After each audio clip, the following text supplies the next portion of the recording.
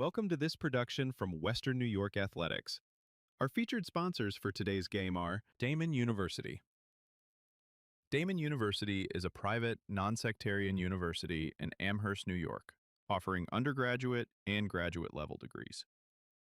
Visit damon.edu to schedule a tour today. Richmond Vona LLC is committed to you.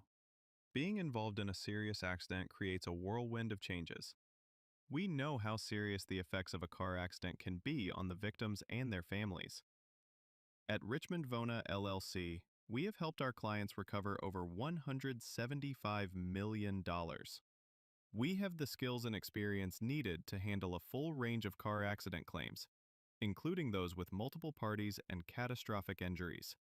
Call 716-671-4341 for your free consultation today, or visit richmondvona.com. Colvin Cleaners, Western New York's premier green earth dry cleaner. Dry cleaning, wash and fold laundry, shirts, and tailoring. 2375 Elmwood Avenue, Kenmore. Call 716-873-2952. Logistics Plus of Buffalo. For all of your transportation needs, full truckload, LTL, dedicated and drop trailer moves, Logistics Plus of Buffalo is a one-stop shop.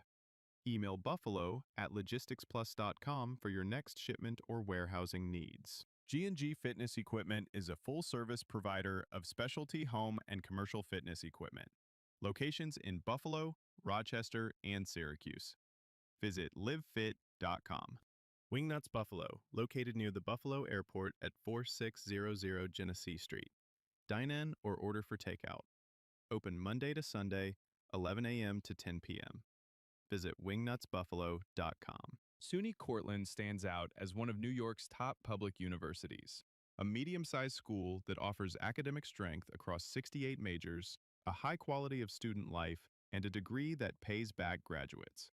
Visit www.cortland.edu to schedule a visit today. Binghamton University, a world-class institution. Binghamton University offers students a broad, interdisciplinary education with an international perspective and one of the most vibrant research programs in the nation. Visit www.binghamton.edu today. We would also like to thank Pathfinder College Planning, Dan Cha-Cha Injury Attorneys, 510 Toy Shop and Sports Cards, The Mental Match with Sam Recco, Canisius High School, St. Joseph's Collegiate Institute, St. Francis High School, Trench Trophy, recognizing the top linemen in Western New York, Lewis & Lewis PC, 37 Franklin Street, Buffalo, New York, B&T Supply, and Western Division, home of the Great Rate. Thank you for joining us. Please enjoy the game.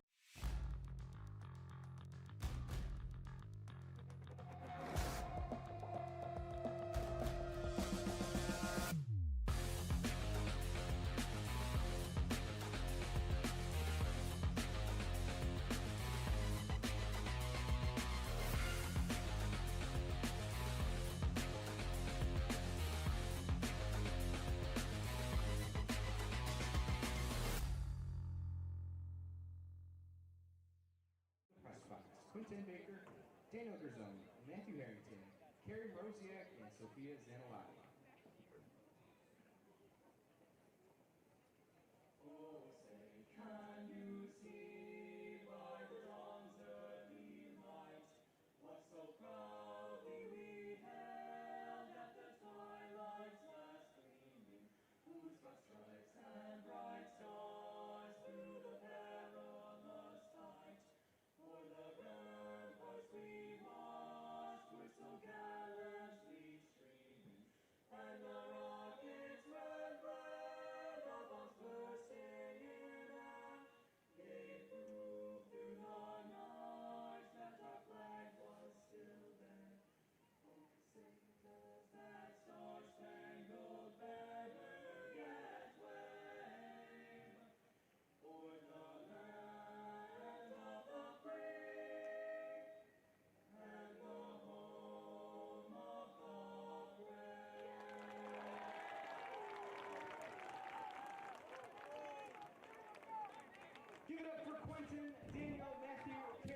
Tonight, the number 1 seed in Section 6, Class B1 is at stake. The undefeated 6-0 West Seneca East Trojans take on the 5-1 Williamsville South Billies.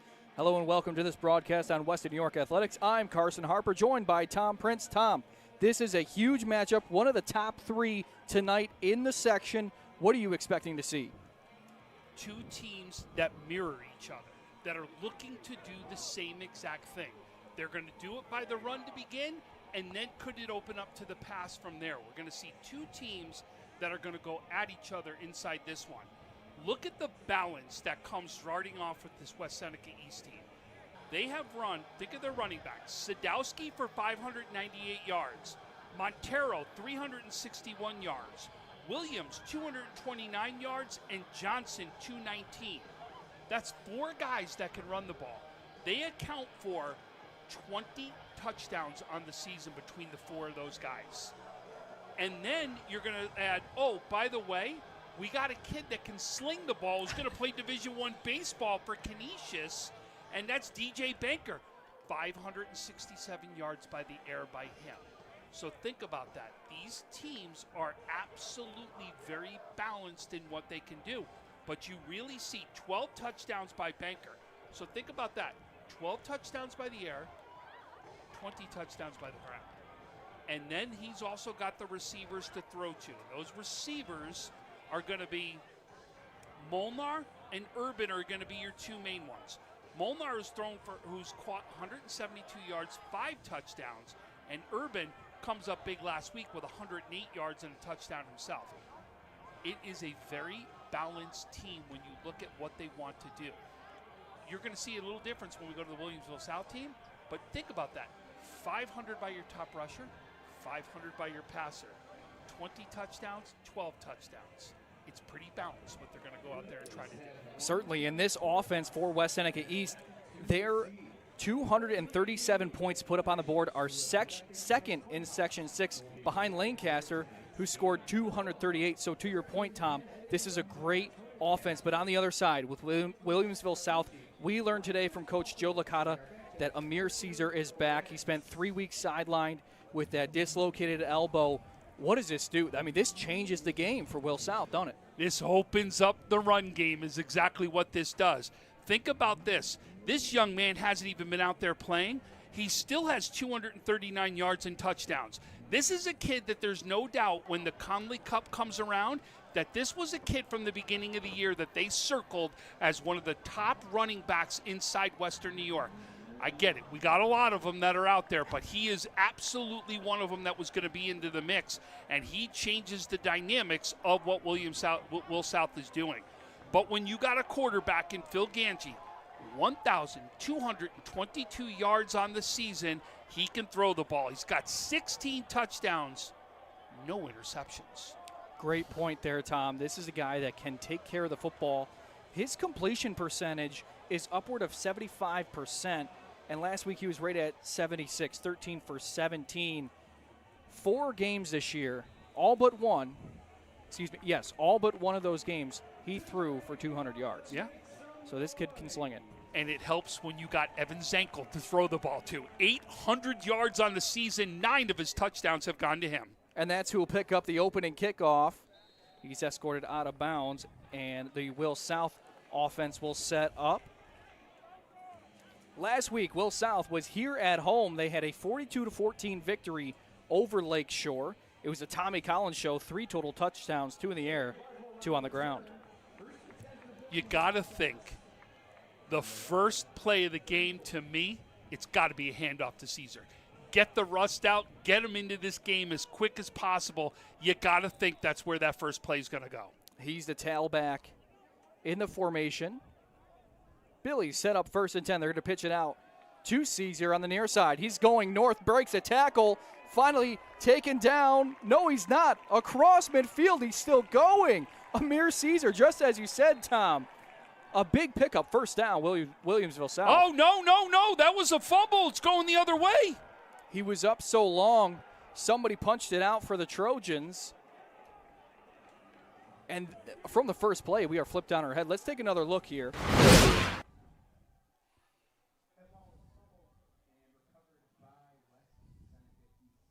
See it came right at the end. Did you see that as he was going down to the ground, came out? It's exactly what we saw right there. But, boy, give credit right now to that West Seneca East defense. They may have bent, right, but they did not break on that one. The one thing we haven't talked about is these lines. These lines are for real, and we're going to see that play out as this game goes on. Flag on the play before we get started. Talking about this line for West Seneca East, no sacks allowed last week, just 3 allowed this entire season. And I'll tell you, Carson, you've been a quarterback inside this section.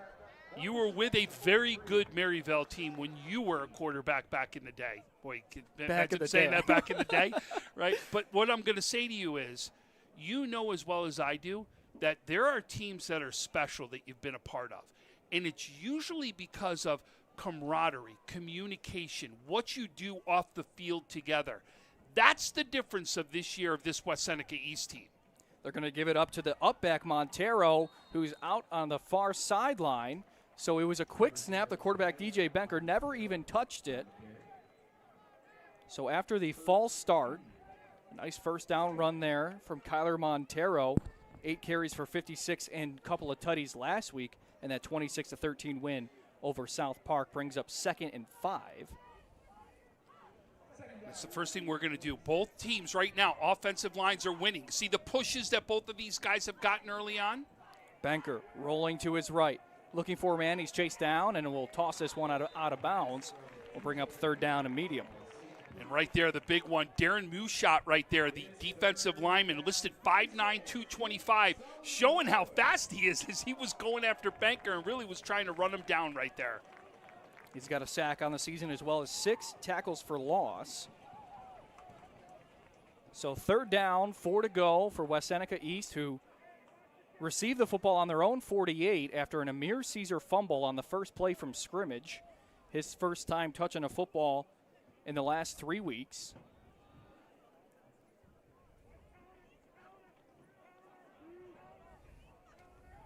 They're going to give it up to the upback, who is stopped right at the line of scrimmage. Eric Johnson couldn't get past the penetration of the Billies defense. So what I love there, did you see the penetration by that defensive line? There were 3 guys in the backfield right there, and that's the reason for the stop. Even though the first one there did not make the tackle, he slowed him down enough to be able to get the help he needed to keep that as a play for a loss. So 4th down from the Williamsville South 48. Benker, the lone quarterback in the gun. And we will have a timeout for West Seneca East. So let's continue to introduce these teams when we step aside, when we get back right here on Western New York Athletics.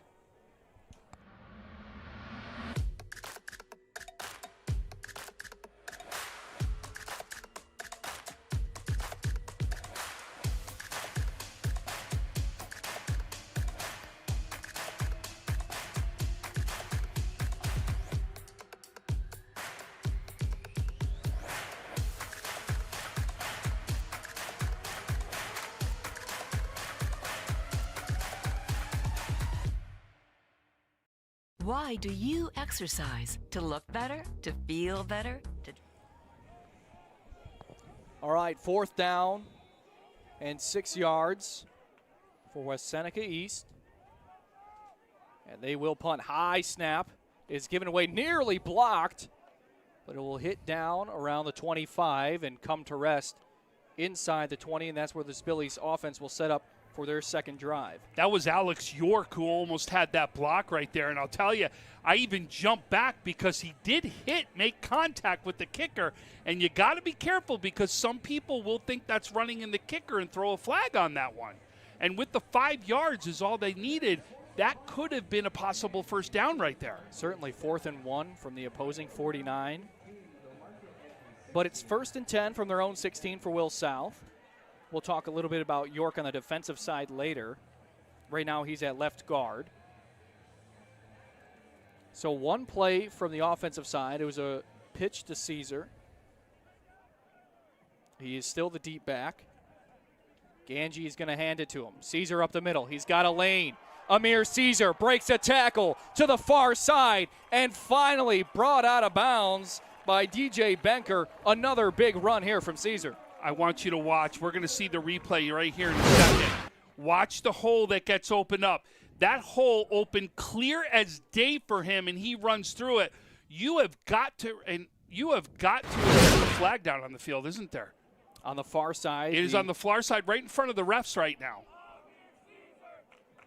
Personal foul of face mask on the offense. Have to imagine it's on the running back going with a stiff arm. Has to be. That's the only thing I think you can call it, especially it's right at where the tackle was right there. But I'll tell you, two great runs right now. One that ball comes out. The second one now is a penalty that's negated this. But I have loved what I've seen from this offensive line so far from Williamsville South. Two runs, and he has run right through open holes right there. And then you see exactly why he is a top running back. He's got top speed, and when he gets to top speed, watch out, he's going to be tough to catch. So after the offensive face mask, it'll be 1st and 10 from their own 41. By the way, that tackle was by DJ Benker, too. You play a good little safety for the Trojans. They're going to swing it out to Zankel, the receiver, who will be picking up a rep 10 or more. Again, this Williamsville South offense just pushing the offensive player 10 yards downfield. Now I want you to look at, they've run 3 plays from scrimmage. Each one has gone for over 20 yards out here today, and they've only run 3 plays. What is that showing right now on who's winning the line of scrimmage? Right now, the winning on the line of scrimmage, winning in the trenches, is Williamsville South. And if you remember, one of the things that Coach told us before this game started, I like my defensive line, I like my line. They are absolutely a strong bunched out there. 1st and 10 for the Billies. Now in East territory for the first time tonight. Going to roll the quarterback out left. He's looking for a man, directing traffic. Will fire near side. That one's caught by Zankel. His second consecutive reception and second consecutive first down. Zankel came into today 2nd in receiving yards and 3rd in receiving touchdowns for Section 6, over 800. He's quite the he's one of the top wide receivers. Yeah. This is a kid that when you come and look at all Western New York team, this one's got to be considered as one of the top receivers, no doubt about it. And I think we're going to see the replay right here. So look at, rolls out nice. Watch. You see how Zankel then gets set? Look at him turn his hips, throw that ball nicely downfield. But it looks like there was a flag that was thrown here. There was, and it looks like it's on the Billies. Illegal man downfield called on the offense. So it's almost early on. 1 step forward, 2 step back for this offense. That's really what we've seen. That's a great way to put it right there. And we'll see what happens. But you know this is the one thing that's going to be stressed as this game goes on, that we cannot keep seeing the laundry getting thrown out there on the field. Andrew Aquino is the near side back in the backfield, number 2. He's really the one that stepped up, just a sophomore, 5'6", $150 to the left of the quarterback, Ganji. He really stepped up when Caesar was unavailable. They're going to pitch it to Caesar on the near side. He gets a block, and he stumbles. The turf monster caught him around the 40. That'll bring up 2nd down, and we'll call it 8. He looked like he was trying to get to the outside. He saw the hole closed up on him right there. That's when you saw him break it out to the outside, get that little trip right there, and unfortunately only got back to the line of scrimmage if you're a Will South fan. But he really was trying to get to the outside to make something happen and use that speed that we've already seen out here today. So they bring the ball back a yard, 2nd and 9. Ganji in the gun, flanked on each side by a running back. Zankel, the man in motion on the near side. Dropping back is Ganji, looking left. He's going to heave this one left for Zankel on the near side, and it's caught. No, it just came out at the last second. 3 sets of hands go up there, and it falls incomplete. The one thing take a look at, though, at that play. First of all, great job by the defense. Make sure they cause some havoc minute that Zankel got it. Zankel had 2 steps, though, on those guys. And if you saw, had to slow up just a little bit to get in the ball that was a little bit underthrown. That was the difference right there. He throws that out another yard. I think Zankel walks into the end zone on there for the first score of the game. And something to watch, he was working on Sincere Tucker, just a freshman corner on the near side. He was brought in motion from the backfield, but now on the far side of the formation. Andrew Barthold is a near side receiver. And we have a flag on the play. False start on the offense. We'll bring it back 5 yards. Let's introduce our referee crew. Referee head with the white hat is Ken Eddings, umpire Tony LaCastro. Linesman Matt Carlucci, line judge Paul Phillips, back judge Chris Horvatitz. So now 3rd and long.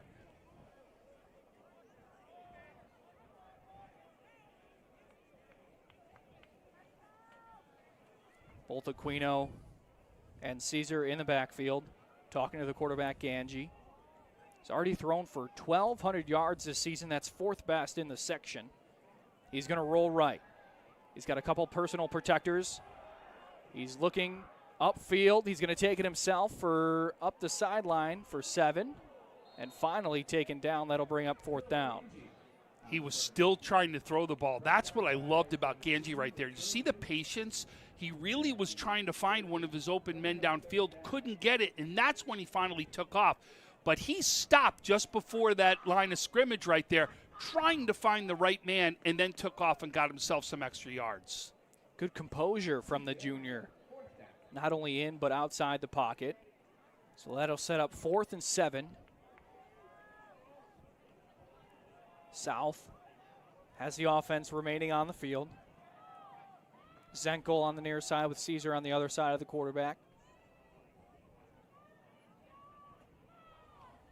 Zankel will go in motion to the far side. Snap, drop back, Ganji will go that way to Zankel and is caught, and he breaks a tackle and another. Zankel inside the 10, and he's finally taken down at the 5-yard line. What looked to be a conservative first down play now turns into a huge chunk play. But I'll tell you right now, that to me is exactly why it's so important having Caesar back. Because having him back means that you can't necessarily have a spy on him to make sure that you've got him matched up one-on-one, because you need the guys in the box in case that's going to be a handoff to Caesar right there. That just shows you how dynamic this offense now becomes. So around 7 minutes to go in the first quarter. No score yet, but South is threatening. They're going to hand it off to Caesar up the middle. Caesar has a few Trojans on him. That'll bring up 2nd and goal. I think that's the first real play that didn't have anything of a positive gain right there in a play for Williamsville South. But becomes very harder. When you're in the red zone, you know that closes up and it becomes much harder to make that big play. Caesar comes off the field right now, so you wonder if this is going to be some sort of a pass play right here. Andrew Aquino is a running back. Aquino over 230 yards, but did not end up in the end zone as a starter for 3 weeks. Pistol set. Ganji gets a snap. He's rolling right, looking for a man in the end zone. Runs out of real estate, and he'll get rid of this one out of bounds. Sets up 3rd down. I really have, so far early in this game, though, been very impressed with his patience. Even with right now, you saw 2 guys in his face right there. Did you see him take the step backwards? Because what he was trying to do was give his wide receiver just a moment to be able to try to get open to see if he could make some sort of fantastic play. But you do that because of patience and also what you believe in your blocking and what's happening on your line. And this is a good defensive line. 7 sacks against South Park last week. Kyler Montero had 3. And Tyler Ursing, number 62, all 3 of his sacks this season came last week against the Sparks. 3rd down and goal. They're going to pitch it to Caesar on the near side. Looking to cut it up. Looking for a block. Trying to get into the end zone. Does he have the pylon? No, just short. And that'll bring up 4th and goal from maybe an eyelash away from the end zone. And you got to think about what you're going to do here. Do you put the points right now on the board, try to kick for the field goal, or are you going to go for this? I don't see anybody else coming on the field. You know exactly what they're going to do right here. 4th down and goal. Billies looking to put up the first points of tonight's contest. The ball is fumbled. The snap was fumbled. And it is going to be a turnover on downs. A huge stop for this Trojans defense. Did you see it looked like he turned his head just a hair, just enough for that to come out where you weren't going to get it cleanly, because what you're doing is you're either trying to make sure you're going to get it to hand off, or was he going to try to take that in himself? I think he was going to try to take that in himself. You want that extra step. You want that, just that little bit extra. And unfortunately, it's going to be a turnover on downs, and we're going to see West Seneca right now take over. Philip Ganji did fall on his own fumble, so it's not a turnover, but a turnover on downs, as Tom said. Brings up 1st and 10 from their own 4-yard line. Josh Urban is the running back, but they're going to go up the middle. Urban's got it. He's going to bounce this one outside. We got a flag on the play. And it will be holding on the offense. So will be marched half the distance to the goal, but underneath in your own end zone, backed up deep, what are coaches looking to do just to get some breathing room? Yeah, exactly that. However, I could do it. Where do I think I'm going to get the win right now? And that was obviously a run right there, what you were trying to do. And a lot of guys do that. What you normally see, though, is guys trying to go up the gut, trying to do something right up that gut, up the middle, just to see if your offensive line can get a push to be able to get that 1, 2, 3 extra yards right there just to start things off. So we mentioned earlier, Alex York nearly blocked the punt. His 13 tackles for loss are 6 in the section. He also forced 2 fumbles last week against the Lakeshore. So 1st and 12 from their own 1-yard line. It'll be an empty set for East. Man in motion across the formation is Urban. Banker, the quarterback in the gun. They're going to bring Urban back. Snap it up to the up back. Kyler Montero to the far side. And he will be taken down by Evan Zankel. I don't know if you saw, Carson, what was happening off screen, and nobody would have been able to see it, so I want to bring it out. Before the play took off, Coach Licata was out on the field trying to get the officials' attention that was down near the end zone right there. He didn't like something he saw right there, and he was really trying to talk about something he was seeing out there on the field. Obviously, nothing came about it, and Coach Licata stopped, but there was something that Coach Licata absolutely didn't like that was happening out there on the field. So Montero's run is good for a 1st down. Brings up 1st and 10. They're going to give it to the man in motion, Josh Urban. Urban up the middle. He's got a 1st down and more across the 30. So 2 big runs here for the Trojans, and now they're in business after being under the shadow of their own goalpost. And this is what we talked about. There are 4 different guys that can run the ball for the West Seneca East team. We just saw 2 of them happen. When you know that you're not winning the line of scrimmage, there are a couple things that you can do. Screenplay is one of them. Or you're going to do some sort of pitch or some side of run to get outside the ends and try to get one-on-ones with your defensive backs. That's exactly what that last play was and why Urban was able to take that for another 1st down. Drop back is Benker. He's going to roll left, throw this one to the far side, and incomplete. Looking for one of the Hall brothers, Chase, the junior. These guys on the outside got good size. 6'1", 165 is Chase, and Connor 6'2", buck 65. Of course, I don't know about you, but right there, Banker showed how strong his arm strength is. That was a flick of the wrist right there, and he just threw that 40 yards with a flick of a wrist. Just shows how strong he is, really, as a thrower out there. And there's a reason why that young man's going to be playing that Division I baseball for Canisius. The baseball hips, Tom. Come on. You know that we're always going to turn it into a baseball thing, right? 2nd and 10 from their own 33. Josh Urban is the running back next to Benker. They're going to bring a man in motion and give it to Eric Johnson. Johnson across the wing, and he's going to be taken down. Big hit there from number 3, Sean O'Connor from the Billies. brings up 3rd down and long. Yeah, that was a couple guys that got through on there, but that's when you get help to make big plays like that. So I got to give you the thing. You, of all people, knew this. I'm pretty sure that you knew this. You knew how I used to run the Southtowns Travel League for baseball, right? Oh, yeah. I don't. Did you ever get a chance to play in that league? No. Okay. No, I was a Northtown kid. So, well, I had Northtown teams that played in it. This young man, Banker, was one of the last players still in high school sports that played inside that Southtowns Travel League. Yeah? His dad was the coach. It is a small world here in Western New York. 3rd down, 11. Banker dropping back, looking left, comes back right. Now he rolls. He'll throw this across his body over the middle and incomplete. Looked like he was looking for Kevin Sadowski across the middle. That one broken up by a Billy, sets up 4th down and 9. I'll tell you, that was a close play. It looked like that went off the hands. Was that Jolie? That was Jolie Molnar, wasn't it? Number 24. Yes, it was. So Molnar almost comes up with one heck of a play right there to be able to really could have been a 1st down. It could have been amazing. I can't believe he fit that in there, to be honest with you, that he was able to get it on his hands. So both teams had things going offensively, but this drive is sputtered out for East. Will South, as you remember on their last drive, had a 4th down and goal from the 1, and the ball ended up on the carpet. But at least East in the field possession game got out of the shadow of their own goal post. They look to punt here.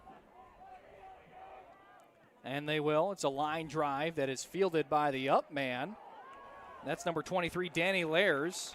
He's taken down around the 45 of West Seneca East, and that's where his offense will set up shop. You see that first move by Lairs? Lairs literally stopped the defensive player in his tracks as he goes by him. But a great field position again here for Williamsville South, their best field position so far of the day. They've been moving the ball. There's no doubt about that. They just haven't been able to finish off a drive yet. It's either been because of flags, because of what we've seen as a fumble. Actually, 2 fumbles, if you think about it, right? 2 fumbles have stopped them from really keeping drives alive. So we get the ball from the East 44.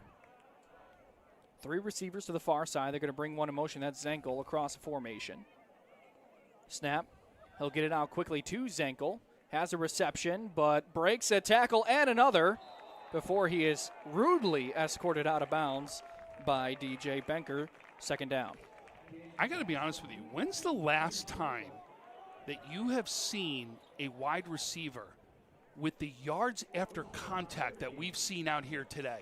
It has been unbelievable. It seems like he's get hit 5 times before he's taken down at a minimum and getting unbelievable extra yards after that initial contact. Evan Zenkel, 5'9", $180, is pretty much putting a tailback on the outside. He and really let him go has to been. work. That's exactly, it's a great position because he could go out there and block. He could go and make sure he initiates contact, and he's not afraid to initiate that contact either. 2nd down and 4 for the Billies. 4 receivers on the near side until Zenko goes across formation. Ganji drops back, looking right, moves up in the pocket, finds a man across the middle. That one is caught. Tommy Collins has a 1st down and a stiff arm. Breaks a tackle and another. They're just bodies flying all over the place. 1st down, Billies. I'll tell you, the one thing Coach Marino is going to look at right now in this film is saying we've missed too many tackles. That's the one thing that has to change right now from the first half to the second half is they've got to make sure they are wrapping up some of these tackles. There's been too many, like we just talked about with Zenkel, that yards after contact. It's not only him, though, that's happening with it. It's multiple guys that are making it happen on this Will South team. Tommy Collins last week against Lakeshore had 2 receptions for 51 yards. Both of those receptions for touchdowns, and you see there why. Really going to work in a phone booth against a field of white shirts. 1st and 10 from the East 25. Ganji's going to hand this one off to Caesar, who is met right at the line of scrimmage. And finally taken down, sets up 2nd down. I'll tell you, that's one where I think Caesar, when you realize you're not moving your feet in anymore and you've already had a fumble, that's where I think you're going to see right now the fall down, the drop happen right there. So 2nd down and 10 after no gain. Billy's getting their signs from the sideline. We've been talking about Philip Ganji, the quarterback of the top 25 passers in the section. So all starting quarterbacks, he is the only one without an interception. 16 touchdowns, no picks. But the ball is fumbled. It's on the turf. The second snap that has been fumbled, we'll see who has it. It's East ball. Another turnover. But the third fumble of the day right there. And I'm not talking about all of them in turnover, but that's 3 times the ball has gone on the turf for Williamsville South. We got a first score update. It's a big one, and it's coming from the AA conference right here as we route now those first place on the line tonight. If Lancaster can go ahead and beat Bennett, but it is Bennett right now up 8-0 at the end of the first quarter in that one. If Bennett wins, that means there's a possible 3-way tie that could happen if Orchard Park could beat Bennett the following week. A lot of juicy stuff going on around Section 6. They're going to hand this one off to the running back, Josh Urban. Gets up to the 38 before he's taken down. See if it's good enough for a first down. Yes, it is. We had one movement as yes. Yep, there we go. Confirmed first down. Sometimes it just takes a second. Sure. We got to figure it out, right? So early on in these drives, East has been moving the ball well, but what do they need to do to maintain this on the other side of the field? Well, obviously right now is they've got to figure out how to get into the opposite side of the field for Will South. They've been doing it by the run, haven't really done it by the pass. They've got to do, I think, a little more play-action pass right now to make things happen. Benker's going to hand this one off to Eric Johnson. Off tackle. Johnson hits second gear. He's got a first down and more to the far side. Tripped up at the 44-yard line. Second consecutive first down for East. And look at what that play was. See how that was a run to get to the outside so that you can get in a one-on-one matchup and take that down the sideline. That is how you go ahead and try to beat the aggressiveness of a defensive line. You got to get out past that line, and that's textbook of how you do it right there. So second straight drive where there were back-to-back first downs for East. They were huddling near their sideline. The conversation looks like number 52, Vinny Gambos. Helmet came off, but he'll throw his bucket back on. 1st and 10. Normally you sit out of play. The only way you don't sit out of play when that happens is if it was taken off. Somebody took that helmet off, and that's how they can allow it. So it will be a delay of game is the initial call, but the referees will get together, and the flag is waved. Ken Eddings picks up the flag, so no delay of game. But again, a huddle on the other side of the hashes. Yeah, they gave him a timeout, that's why. Okay. So instead, that's why they picked up the flag, was for the timeout. That's why you're seeing Will South now come over. And obviously this was to stop a penalty right here because there's only 2 seconds left inside the quarter right here. So they really wanted to keep their field position because of the way they were moving the ball right now. Totally understand that move. And remember, you can't save your timeouts from one half to the other. So you might as well use them right now, especially if you are trying to be the first one to get momentum on your side, because this would be very interesting. If right now if this was halftime and it ended, who would have the momentum going into the half? It's really a toss-up. I agree. You could give me reasons for both ways. So now that's what West Seneca East is saying is, I want that momentum right now that I need to go into the second quarter and the second half. Quarterback drops back to the near side. It has caught Chase Hall with the sliding catch, but the ball ended up on the turf on his way down. Well, we've played a quarter. We've had a lot of action, but we got a pair of goose eggs up on the scoreboard. 0-0 between Will South and West Seneca East when we return on Western New York Athletics.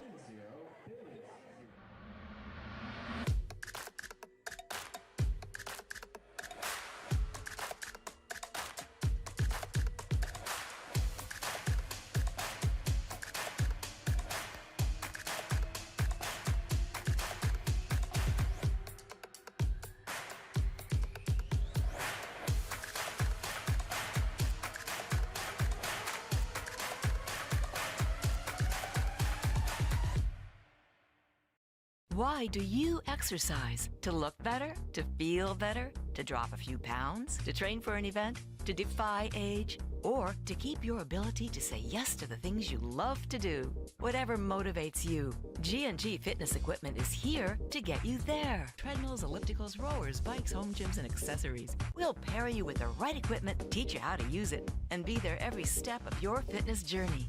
G&G Fitness. Your goal is our goal. Back here at Williamsville South, Tom's got a couple score updates around Western New York. Yeah, coming out of the D Conference, a big game. Newfane and Gowanda Pine Valley. Newfane up 14-8 in that one. St. Francis went down 14-0 against Timon. They're now leading 23-16 over Timon. Dunkirk is leading 6-0 over Maryville. Johnson goes in motion. Benker's going to swing it out to the far side. Johnson has the edge and is taken down near the sticks on second down. That'll bring up third and short. That was a great job. That's opposite side now. We've been talking about Will South fighting for those extra yards. That was a great job right there by West Seneca East, doing the same thing we've been actually talking about here that Will South has been doing. Benker last week was 27 for 30. 90% of his passes were complete as a high school quarterback. That I saw that too. I couldn't believe the percentage right there when I looked at that as well. 221 and 2 tutties in the air for Benker. Third down and 2. They're going to hand it off to Urban. Urban has an escort, but is taken down. A nice open field tackle with a flag on the play. Tommy Collins, the Billy in. And that flag came right in the middle of the field right there. You got to think that's going to be a hold right now that could go against West Seneca, especially where it was thrown. And that's what it will be.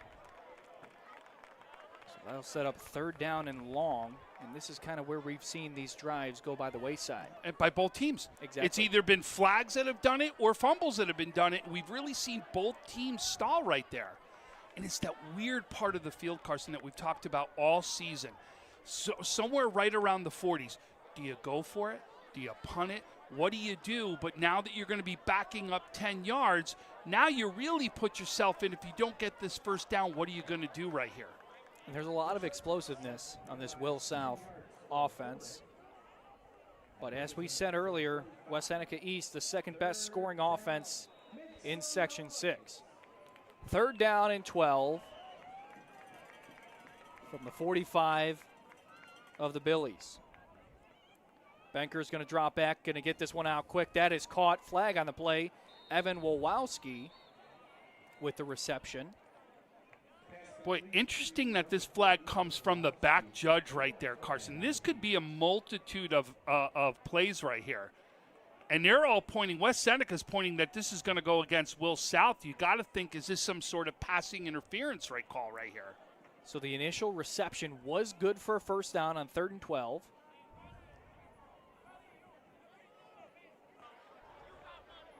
See what Ken Eddings has to say.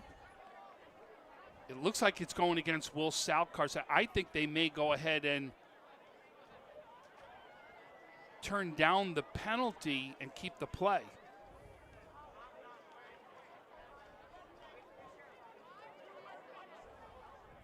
And that's what they will do. They have declined the penalty. So it'll be first down and 10 from the 26-yard line of Will South.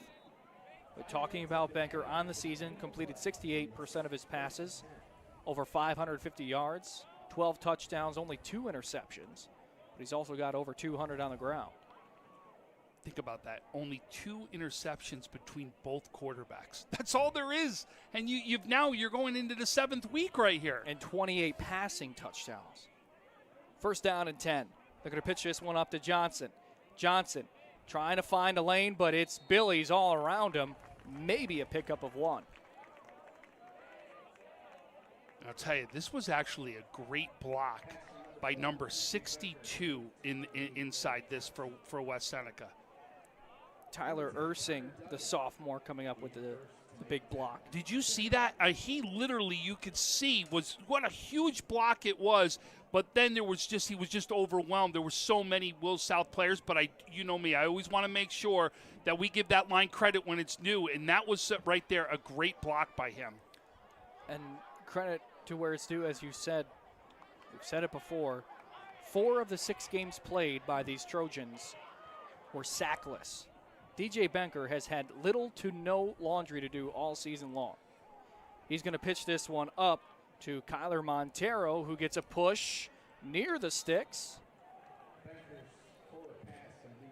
Hands down, the best drive we've seen from West Seneca so far in this game. It really has been a huge drive with them just methodically moving the ball and doing it what we said coming into this game. They were going to look to run the ball first, and they're doing that by the run right now. And you can see right now that offensive line is starting to win again inside the trenches. So 3rd down and a yard. They've already chewed up over 3 minutes into this second quarter. They're going to hand it off up the middle to Urban, but he was taken down around the line of scrimmage. We'll see what was going on. 52, Jackson Swoger, the middle linebacker, in on the tackle for the Billies. And Connor Duggan was the other one. He came in from behind that helped wrap that one up. That was a big play. It's always, you can see, is if you ever look in the standings, folks, and there's a lot of half tackles that are out there, that's a great example of a half tackle right there where both players had such a big impact on the play. Will South will usually go with a base 3-4 with Swoger and Duggan, the two linebackers, in the middle. 4th down and half a yard. Little movement up front, and that does constitute a flag. That's going to be an offsides is what it's going to be. A couple defensive linemen a little giddy, and that'll give a 1st down to the Trojans. When you're a defensive line, you just want to make that big stop. You start salivating at the line right there, and unfortunately that's where you get that jump, as you want to get back in that backfield so badly. So now 1st down and 10 from, we'll call it the 14. Receiver in motion, dropping back is Benker. Looking right, he's going to get this one out quick. It is caught by Urban, and he's taken down for a pickup of around 4. Sets down 2nd down. There's a flag that's out there in the field. Look far, it's on the 15-yard line. That is, you can see it's going to go against West Seneca East. It's right near where the marker is on the field. You can see the laundry, the yellow flag right there towards the West Seneca East sideline. So the call is a legal motion. Montero was a motion man, started turning upfield before the snap. And great shot by our camera, and we actually got the flag on the field right there. We were able to show you, and they just pick it up right now. But this is, again, here comes West Seneca that's marching down the field. It's another flag to be thrown to send you for a 1st down and 15. 1st and 15 from the 17-yard line. Benker in the gun. He's going to roll out quick, fake a pass, come back to the near side. Molnar's got it. Joey Molnar will run into 3 or 4 Billies before he's taken down around the 15-yard line. Sets up 2nd down. Molnar last week did have a touchdown against South Park. 5 in total in the air. That game we alluded to start things off when we did some scores. It was actually the quarterback, Valentine, who scored a 37-yarder with 17 seconds left inside the first for Bennett. That's still sitting at 8-0 in that game. So both these two games that Western New York Athletics are doing are both great games so far here in the first half. Joe Kraus with the call on that one. And Ryan Mountain. Yeah. Ryan Mountain on the call. We normally talk about from the basketball perspective. As Benker's rolling out, he's going to come across the field, and that one's caught by number 3, Frank Pacitti. So that will bring up 3rd down and short. Same thing. We're in that same area that we said. Remember before we saw Will South going for it, we said, are they going to kick, put points up on the board? We may have that same decision that could be happening right here for West Seneca. 3rd down, 4 to go. They need to get to the 2-yard line. Benker gets a snap, drops back. He's flushed out left, looking for a man. He's going to take it himself. Benker to the near side, gets under his shoulder. We'll see if he got to the 2-yard line. And they're going to mark him at the 1. That'll be a first down for the Trojans. Nice long methodical drive, as you said. They've killed 7 minutes almost on this clock. And that's what you want to do, especially if you are a run-first team. You want to make sure that you control the clock out there. You control the time of possession. What you're doing is limiting the amount of times that Will South can touch the ball. And if you're going to be Will South, you could say is, we've seen the ball go on the turf now 3 different times, so you've limited your possessions even more than what West Seneca is out here doing right now. So now first down from the 2-yard line.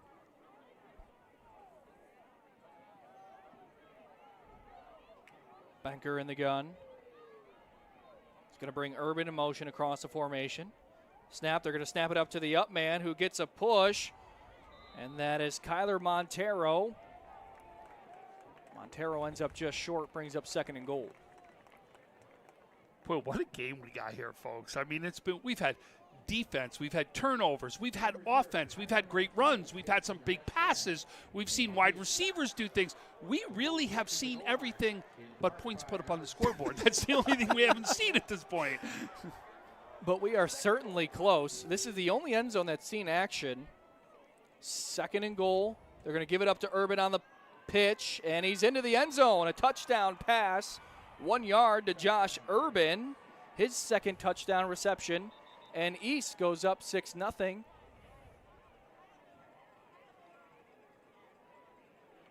That's a big job right there. That's exactly what you wanted to do, especially you haven't moved the ball the way you've wanted to so far in this game. So now that you've gotten that extra turnover, now you've put points on the boards because of turnovers. You've done what you needed to do. Now becomes, can our defense come out, make the big stop, and get the ball back, especially because there is still a lot of time left on this clock. Think about it. If you can make Will South do a 3 and out or really limit the amount of time they have the ball, you could have enough time to see if you can get a 2nd score right here. Banker in the gun. Montero, the sniffer back right behind the line of scrimmage. They're going to run the exact same play to Urban, who gets a block and dives into the end zone, and the 2-point conversion is good. So with 4:28 left in the first half, West Seneca East takes an 8-0 lead against Will South. We'll be right back after this on Western New York Athletics.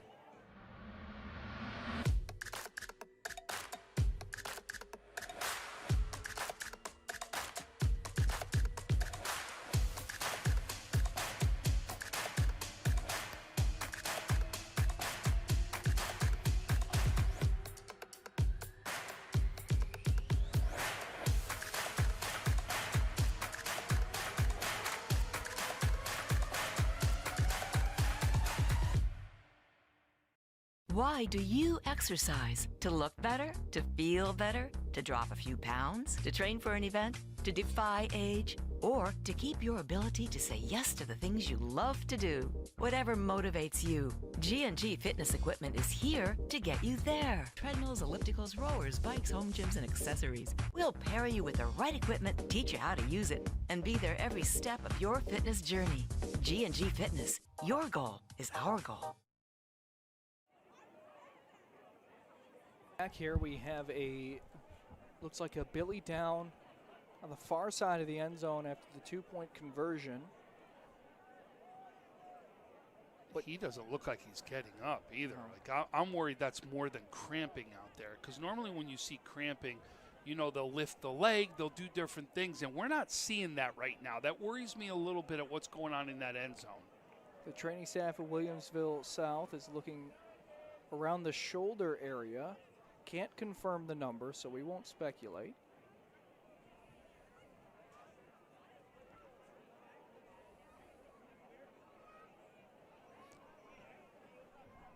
So we'll allow this player to have a little bit of air. We will step aside here on Western New York Athletics.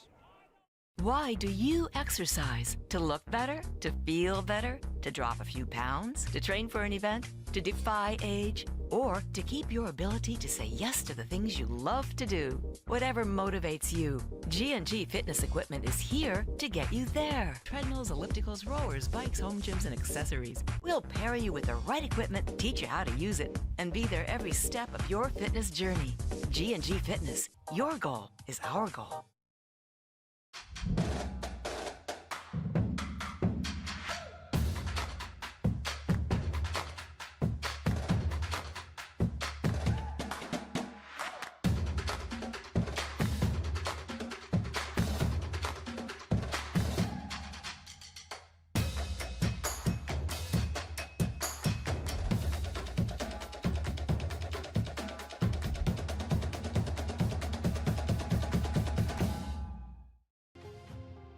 At Richmond Vona, we are seriously dedicated to bettering the communities that we serve. You will get super high level communication, and you are getting a team of dedicated attorneys, paralegals. If you put your trust in us and hire us, we promise to take care of everything. Call us as soon as possible so we can start the investigation to fight to get you the settlement you deserve.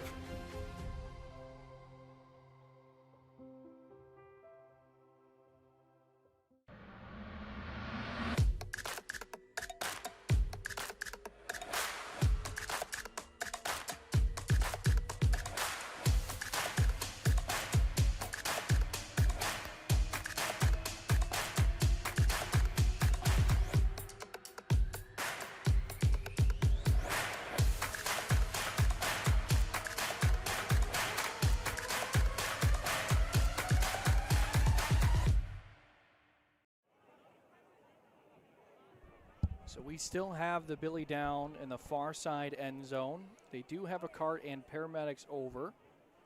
And both fields have now, you saw West Seneca East was out on the field. They've now gone to the sideline as well. We saw both coaches come to talk. So Coach Licata gave Coach Marino an update out there, and you can see they're both off the fields. And I have a feeling we're going to have to, we may see an ambulance have to come here. It's been down really long. We'll see if we can get an update for you on who that is, but I think right now we'll go to a break, and we'll see what we can find out for everybody as well.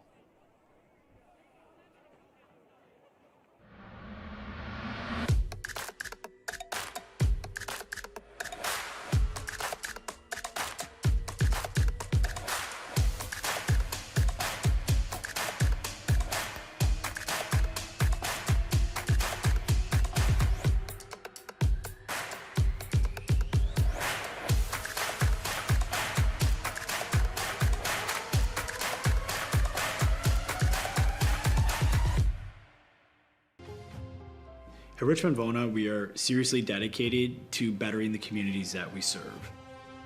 You will get super high level communication, and you are getting a team of dedicated attorneys, paralegals. If you put your trust in us and hire us, we promise to take care of everything. Call us as soon as possible so we can start the investigation to fight to get you the settlement you deserve.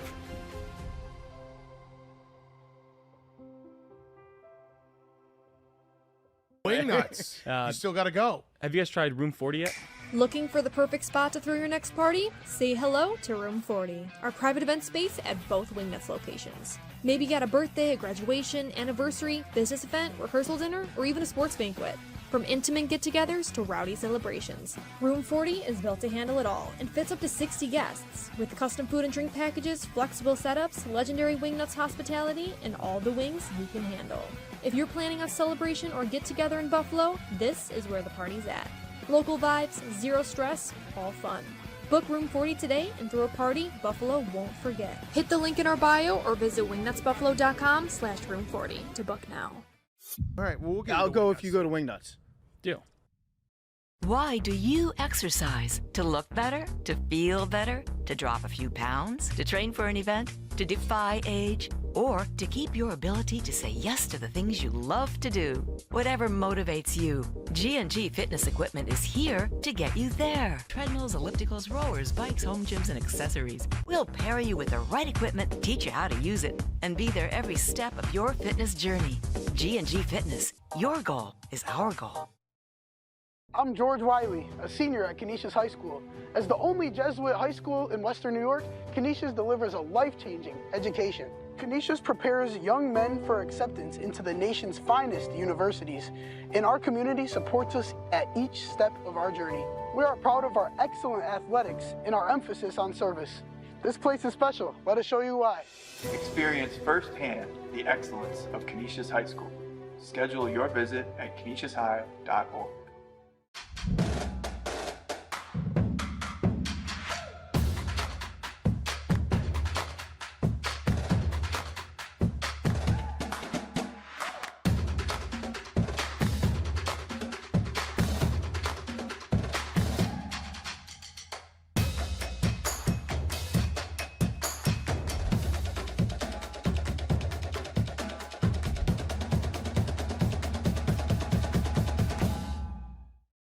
Logistics Plus is a global transportation provider headquartered in Erie, PA, with locations worldwide, including right here in Western New York. Logistics Plus is consistently recognized as a fast-growing transportation and logistics company, great supply chain partner, top freight broker, leading project cargo manager, and a great place to work. With a strong passion for excellence, our 500-plus employees put the plus in logistics.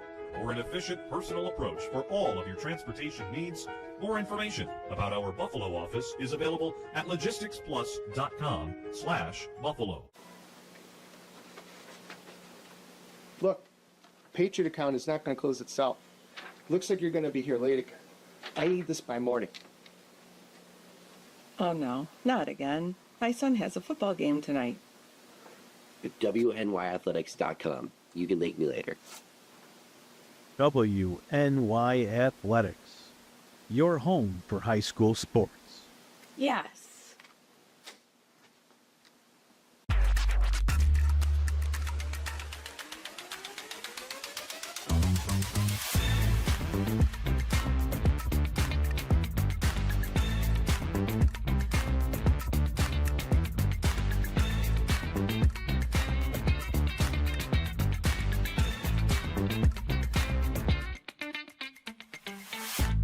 Are you an AD struggling to keep up with the social media needs of your teams? Check out Box Out Sports, a platform used by colleges and high schools all across the country. It's a true plug-and-play system where in less than 30 seconds you have access to over 1,000 templates that include your colors, your logos, and your information to highlight your student athletes. If you're interested in learning more, go to boxoutsports.com today.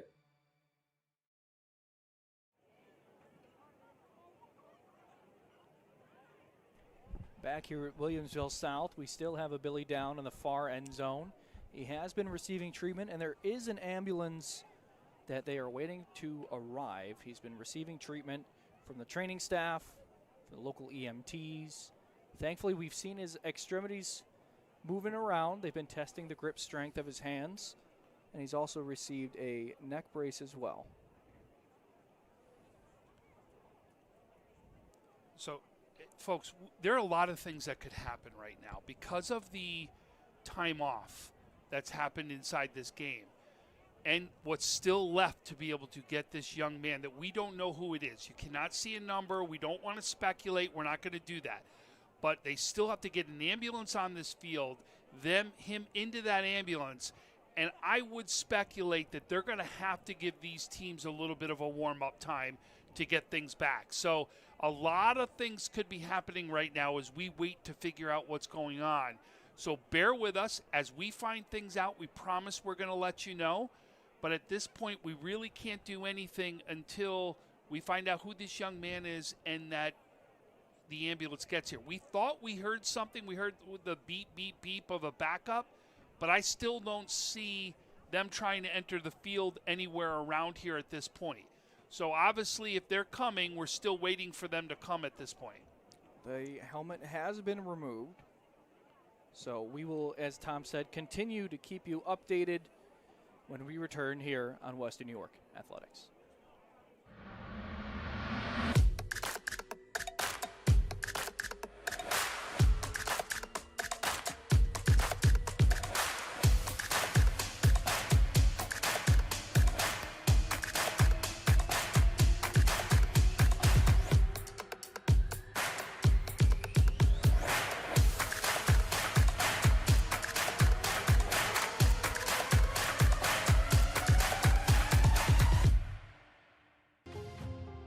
At Richmond Vona, we are seriously dedicated to bettering the communities that we serve. You will get super high level communication, and you are getting a team of dedicated attorneys, paralegals. If you put your trust in us and hire us, we promise to take care of everything. Call us as soon as possible so we can start the investigation to fight to get you the settlement you deserve.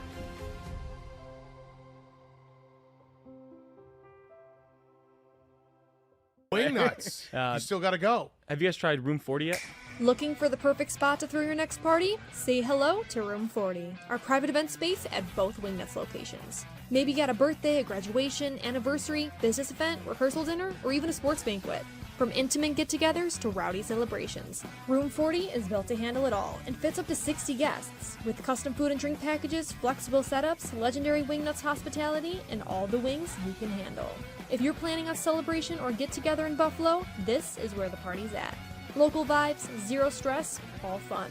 Book Room 40 today and throw a party Buffalo won't forget. Hit the link in our bio or visit wingnutsbuffalo.com/room40 to book now. All right, well, I'll go if you go to Wingnuts. Deal. Why do you exercise? To look better? To feel better? To drop a few pounds? To train for an event? To defy age? Or to keep your ability to say yes to the things you love to do? Whatever motivates you, G&G Fitness Equipment is here to get you there. Treadmills, ellipticals, rowers, bikes, home gyms, and accessories. We'll pair you with the right equipment, teach you how to use it, and be there every step of your fitness journey. G&G Fitness. Your goal is our goal. I'm George Wiley, a senior at Canisius High School. As the only Jesuit high school in Western New York, Canisius delivers a life-changing education. Canisius prepares young men for acceptance into the nation's finest universities, and our community supports us at each step of our journey. We are proud of our excellent athletics and our emphasis on service. This place is special. Let us show you why. Experience firsthand the excellence of Canisius High School. Schedule your visit at canisiushigh.org.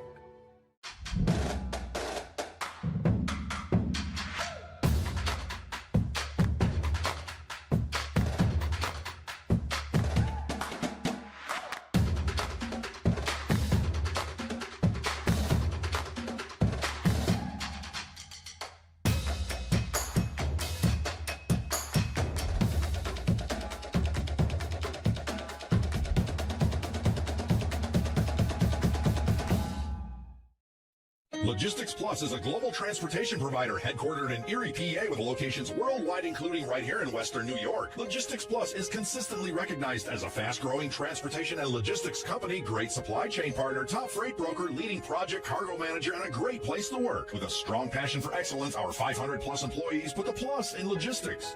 For an efficient, personal approach for all of your transportation needs, more information about our Buffalo office is available at logisticsplus.com/Buffalo. Look, Patriot account is not going to close itself. Looks like you're going to be here late again. I need this by morning. Oh no, not again. My son has a football game tonight. At WNYAthletics.com. You can thank me later. WNYAthletics, your home for high school sports. Yes.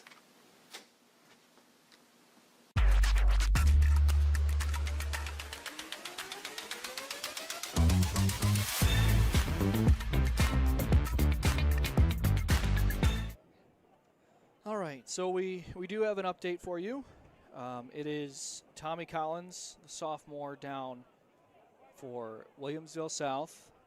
He's still receiving treatment, and both teams have been sent to their respective locker rooms. So here's how this is going to work. We are essentially in halftime. Each team will have 12 minutes per usual as halftime goes in high school football.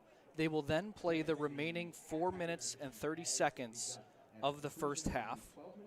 Then each team will receive a 3-minute break as the quasi-halftime after that 4:30 is finished.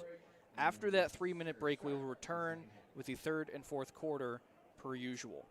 But again, we would like to reach out thoughts and prayers and speedy recovery to Tommy Collins, as the ambulance has now gotten on site, and they will get him into the proper care. So I don't know what you had heard at this point. I actually got to talk to the head ref. So they'll finish out. Yep, the 3-minute break will happen after the 4:30. And then they're also going to give them whatever time they need to warm up when they come back. So we got a warm-up time. There's a lot of things that still need to play it out. So the stretcher is being brought out. Thank you for staying with us. Again, it is 12 minutes. Play the remaining 4:30 of the second quarter, 3-minute break, and then we will return with the second half. Thank you for being patient with us. We will step aside here on Western New York Athletics. Welcome to this production from Western New York Athletics. Our featured sponsors for today's game are Damon University. Damon University is a private, non-sectarian university in Amherst, New York, offering undergraduate and graduate level degrees. Visit damon.edu to schedule a tour today. Richmond Vona LLC is committed to you. Being involved in a serious accident creates a whirlwind of changes. We know how serious the effects of a car accident can be on the victims and their families.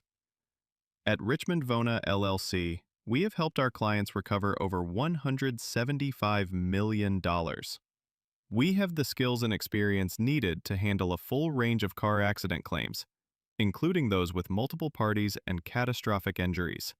Call 716-671-4341 for your free consultation today, or visit richmondvona.com. Colvin Cleaners, Western New York's premier green earth dry cleaner.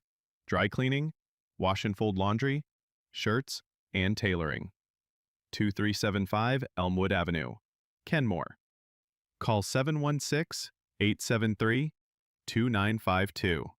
Logistics Plus of Buffalo. For all of your transportation needs, full truckload, LTL, dedicated and drop trailer moves, Logistics Plus of Buffalo is a one-stop shop. Email buffalo@logisticsplus.com for your next shipment or warehousing needs. G&G Fitness Equipment is a full-service provider of specialty home and commercial fitness equipment. Locations in Buffalo, Rochester, and Syracuse. Visit livefit.com. Wingnuts Buffalo, located near the Buffalo Airport at 4600 Genesee Street. Dine in or order for takeout. Open Monday to Sunday, 11 a.m. to 10 p.m. Visit wingnutsbuffalo.com. SUNY Cortland stands out as one of New York's top public universities. A medium-sized school that offers academic strength across 68 majors, a high quality of student life, and a degree that pays back graduates. Visit www.cortland.edu to schedule a visit today. Binghamton University. A world-class institution, Binghamton University offers students a broad, interdisciplinary education with an international perspective and one of the most vibrant research programs in the nation. Visit www.binghamton.edu today. We would also like to thank Pathfinder College Planning, Dan Cha-Cha Injury Attorneys, 510 Toy Shop and Sports Cards, The Mental Match with Sam Recco, Canisius High School, St. Joseph's Collegiate Institute, St. Francis High School, Trench Trophy, recognizing the top linemen in Western New York, Lewis & Lewis PC, 37 Franklin Street, Buffalo, New York, B&T Supply, and Western Division, home of the Great Rate. Look, Patriot account is not going to close itself. Looks like you're going to be here late again. I need this by morning. Oh no, not again. My son has a football game tonight. At WNYAthletics.com. You can thank me later. WNYAthletics, your home for high school sports. Yes.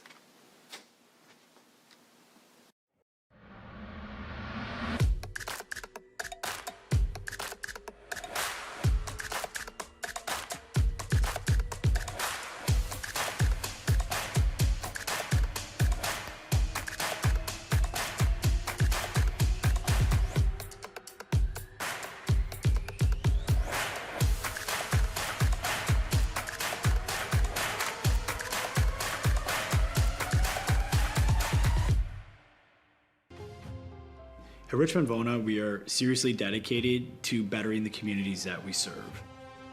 You will get super high level communication, and you are getting a team of dedicated attorneys, paralegals. If you put your trust in us and hire us, we promise to take care of everything. Call us as soon as possible so we can start the investigation to fight to get you the settlement you deserve.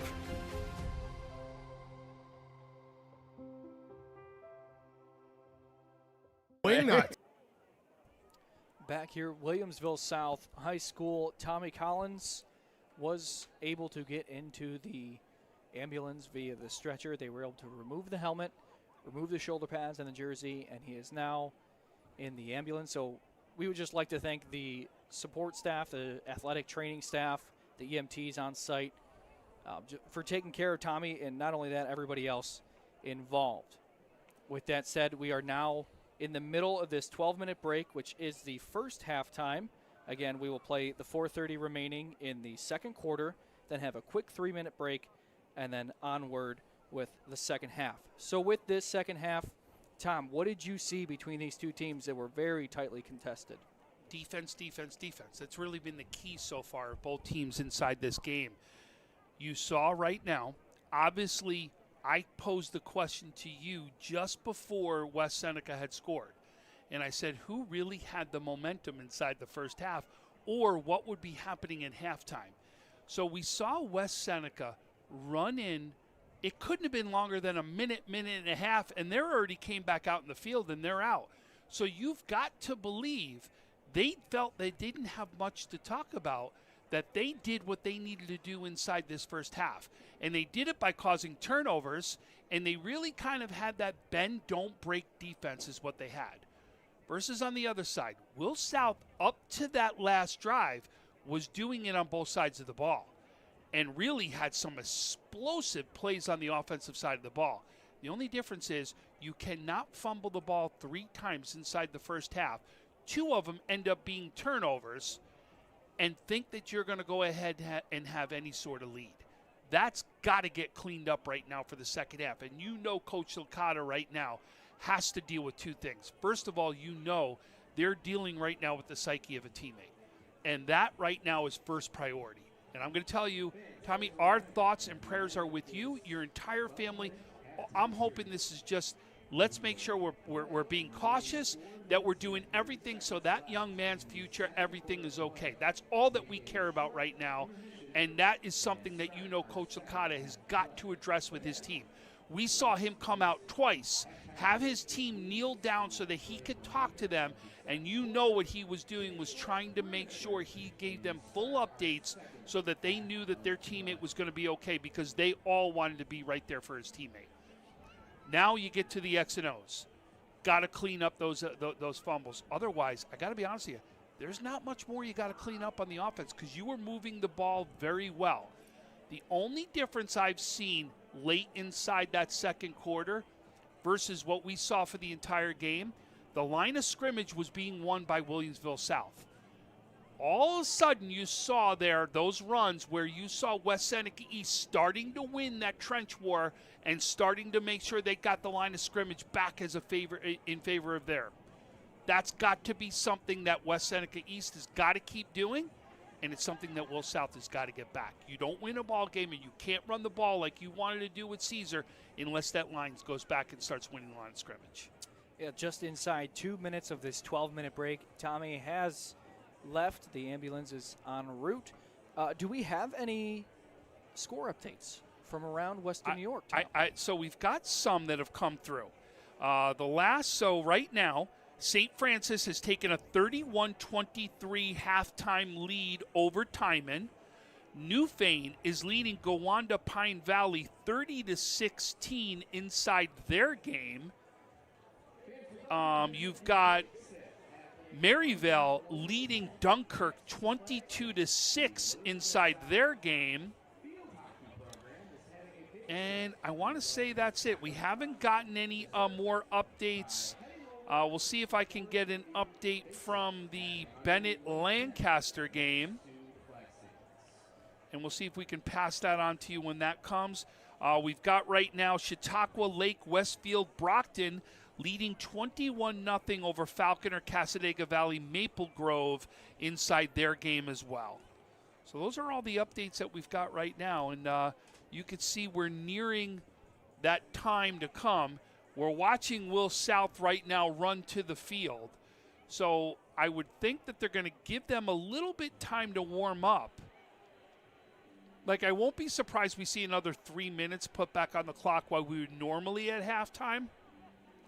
Let both of these teams warm up, play the 4:30, take another 3-minute break, and then try to see if we can go ahead and finish out that second half. But I still can't say it enough, but Tommy right now is in our thoughts and prayers.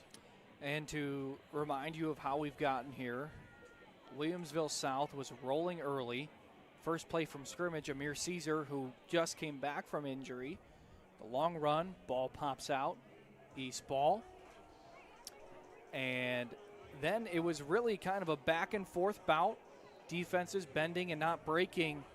And it was this last drive where East had the ball at the end of the first quarter, has now taken the clock all the way down to 4:30 left in the second quarter.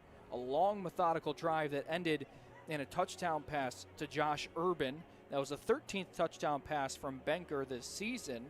And on the ensuing two-point conversion, it was good with the same exact play.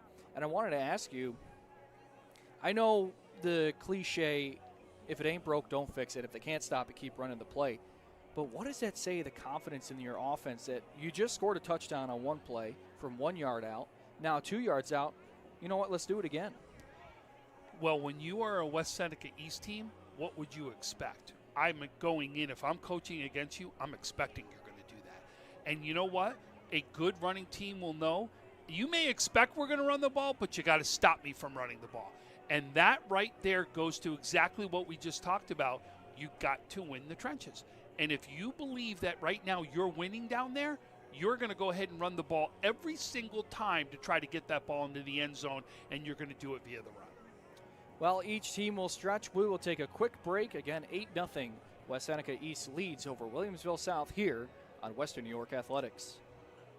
Why do you exercise? To look better? To feel better? To drop a few pounds? To train for an event? To defy age? Or to keep your ability to say yes to the things you love to do? Whatever motivates you, G&G Fitness Equipment is here to get you there. Treadmills, ellipticals, rowers, bikes, home gyms, and accessories. We'll pair you with the right equipment, teach you how to use it, and be there every step of your fitness journey.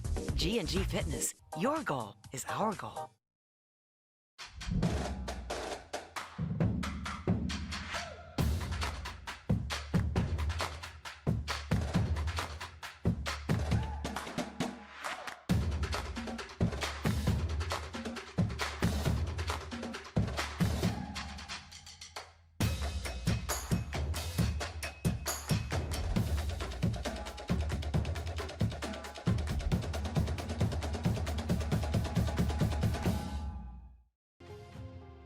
At Richmond Vona, we are seriously dedicated to bettering the communities that we serve.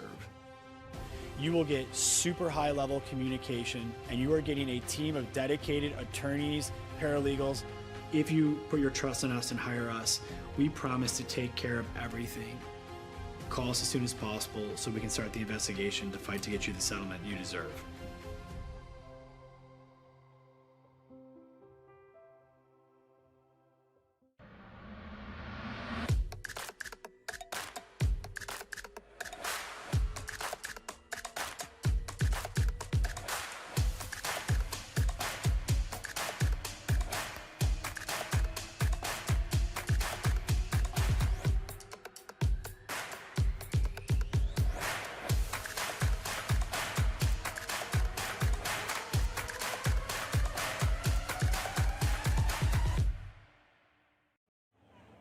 All right, back here at Williamsville South High School.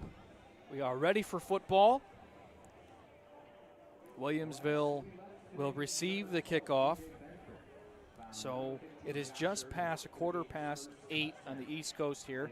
So we're around a 32-minute delay for the injury. But again, the health of Tommy Collins is in our thoughts and prayers, and we wish him nothing but the best. Football is secondary to these young men's health.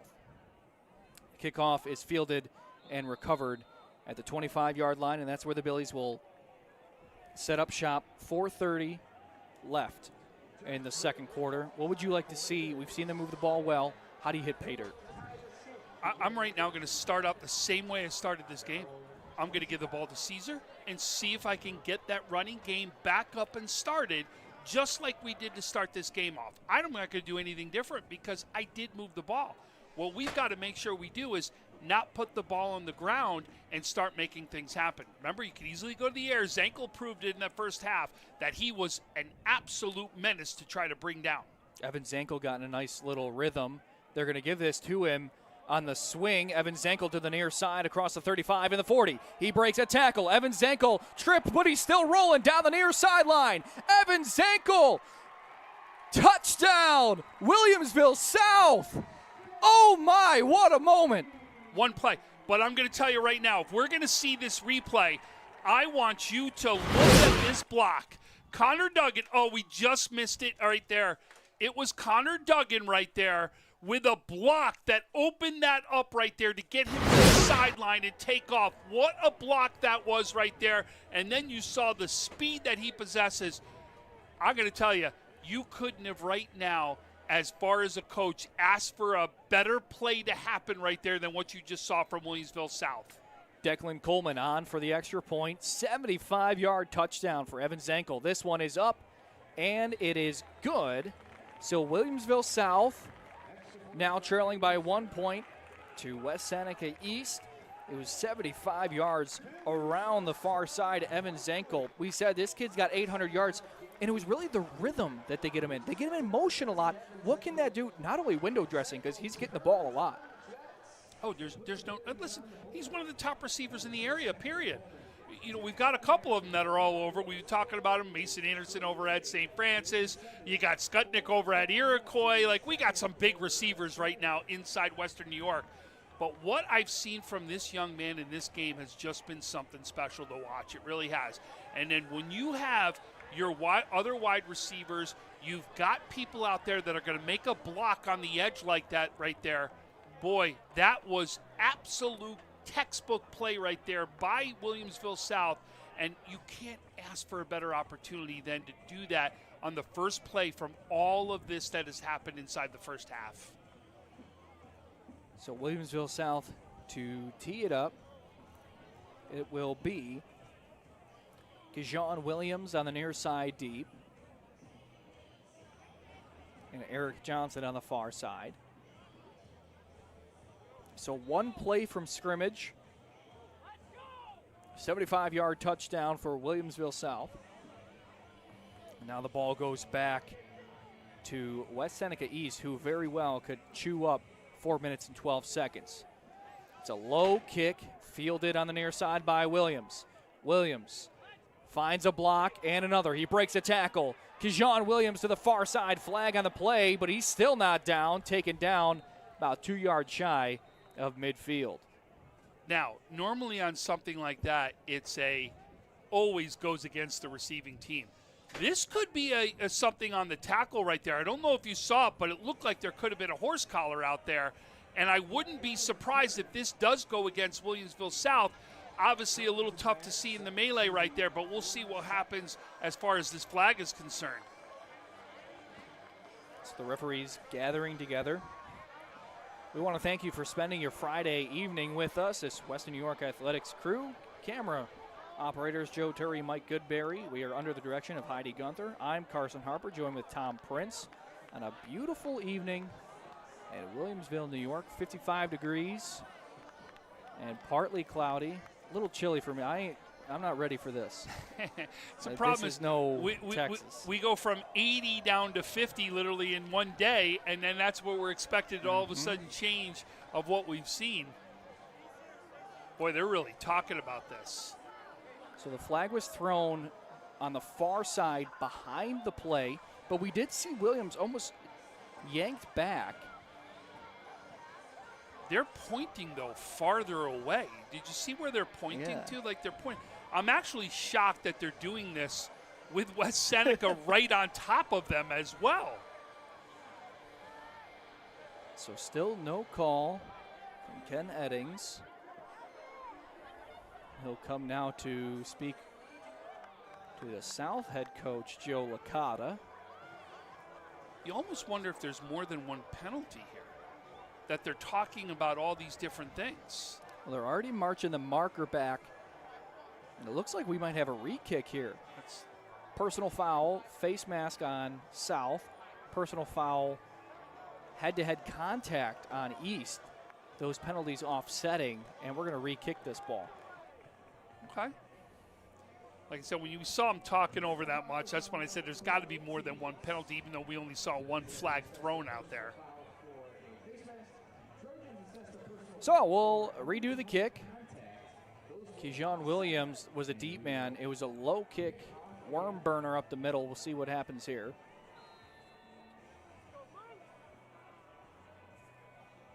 And it is a low line drive fielded inside the 20 by Benker.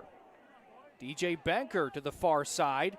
He misses a man. Benker up the middle. Another nice return, and he's taken down around the 38-yard line. How about your quarterback?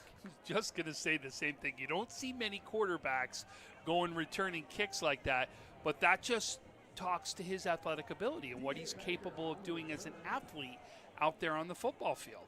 DJ Benker, not only the starting quarterback, but the starting safety for this Trojans defense. And, hey, he'll even get in on the return game. He sets up himself pretty well. Just like back in the day. You want to talk about a baseball broadcast, it's like a pitcher hitting a double for himself. Yeah, it is. Give him the jacket. 1st and 10 on their own 37. Urban is the lone back who goes into motion. They're going to fake the swing to him. Benker is going to go up the middle, but he is met by the teeth of this South defense. Jackson Swoger, the middle linebacker and company, but we've got a flag on the play. A little bit of action after the play. Yeah, I think that was talking right there is what it was. I think that's going to be some sort of unsportsmanlike conduct. And it will go on East. So not only a loss on the play, but maybe a 15-yard penalty on the Trojans. I'll tell you, this is the only thing that we said that both teams knew had to clean up was these flags. And this will drive a coach absolutely bonkers because you can control not getting unsportsmanlike conducts. So when this happens, it means you let your head get out of control. You've said things you couldn't, and you can't afford that. And the last thing you want to do is we've already seen the momentum switch with one play right here back to Will South. You don't want to totally give them the momentum, especially because there's still 3:30 left inside this first half. So it'll be 2nd and an El Paso mile. They're going to swing this out to the far side, incomplete.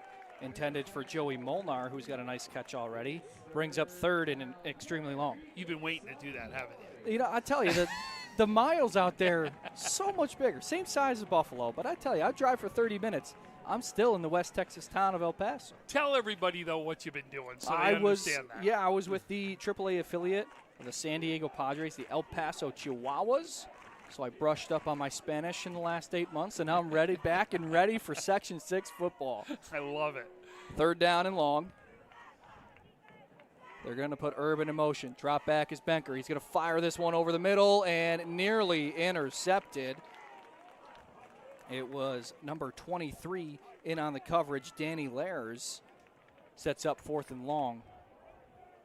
So here you got to think right now, this is going to give good field position here to Williamsville South. And they had many times in that first half so far. I know we're still in the first half, but it seems like we've actually started the second half right here. But in the first half, we've seen Williamsville South really have much better starting field position than West Seneca has the entire game. So on 4th and long, the Trojans will elect to punt.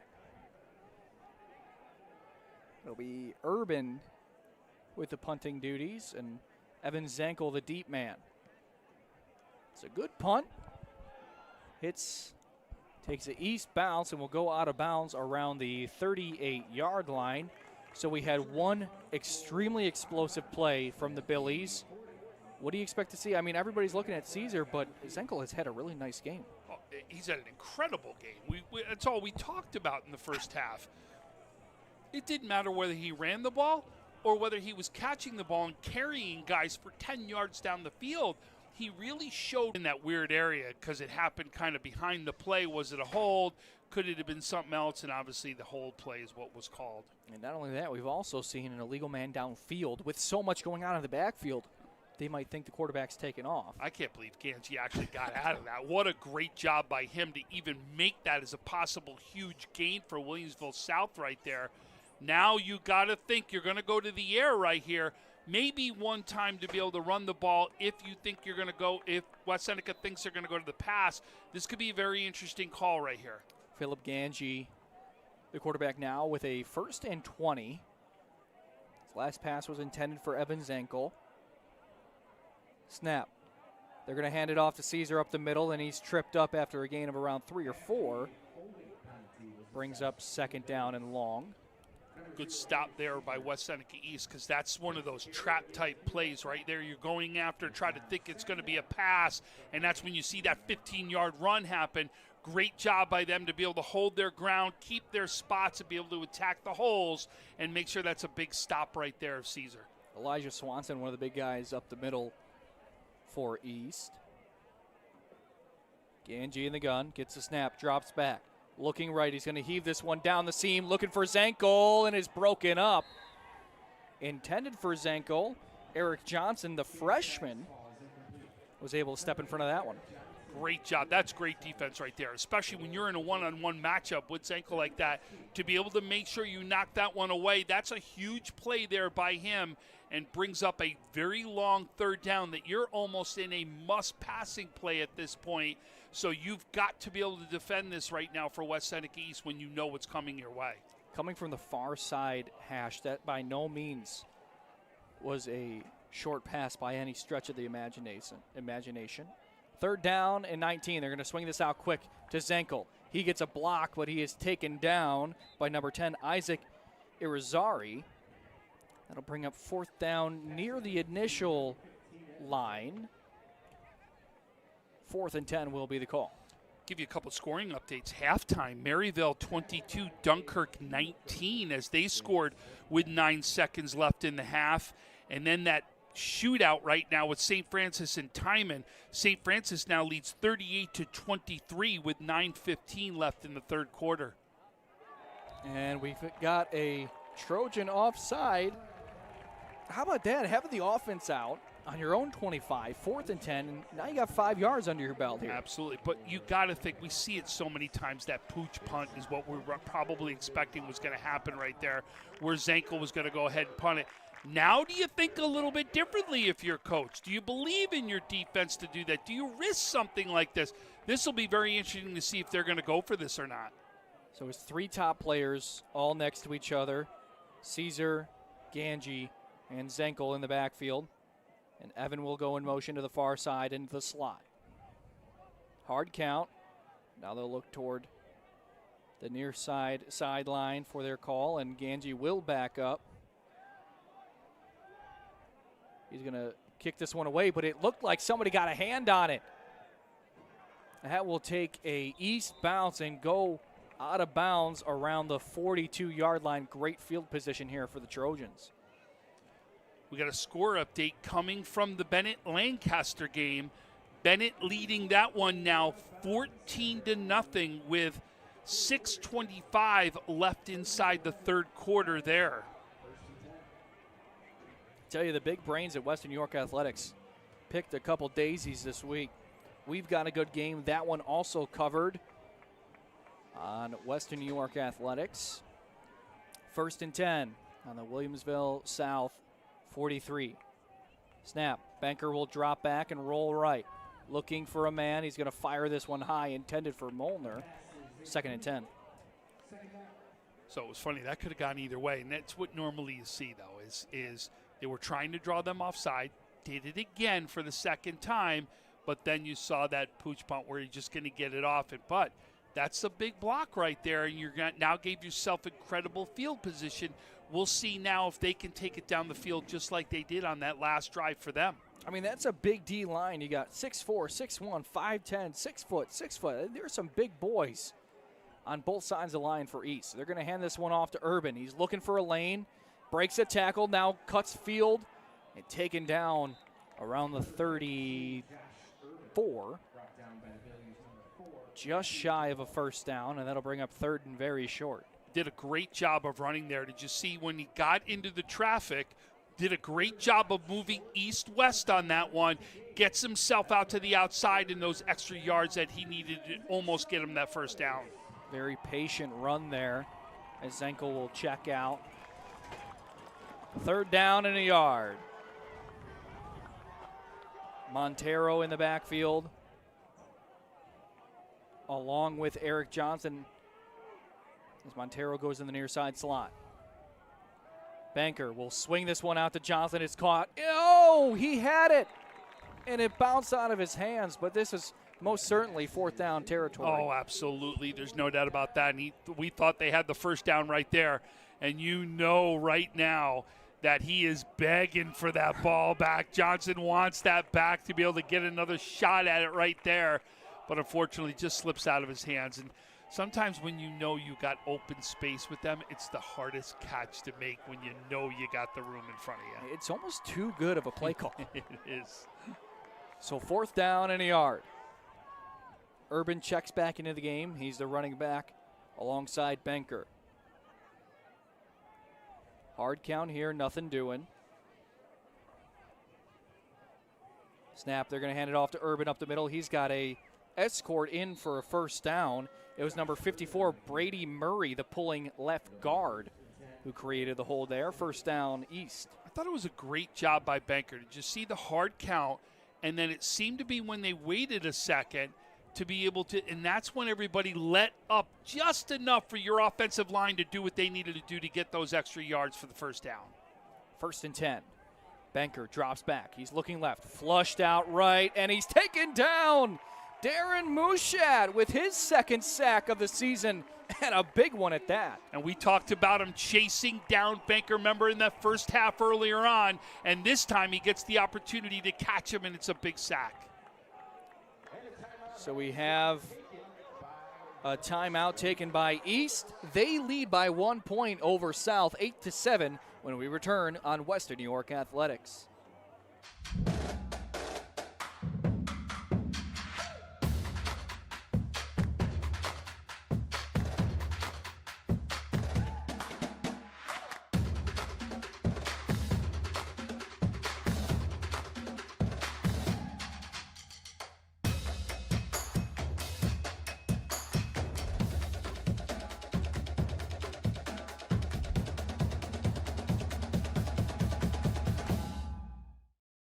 Logistic.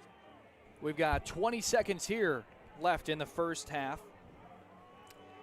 East will get the ball in the second half as Will South had it to start the party tonight. 2nd down and long, and we've got a stoppage in play. See what's going on.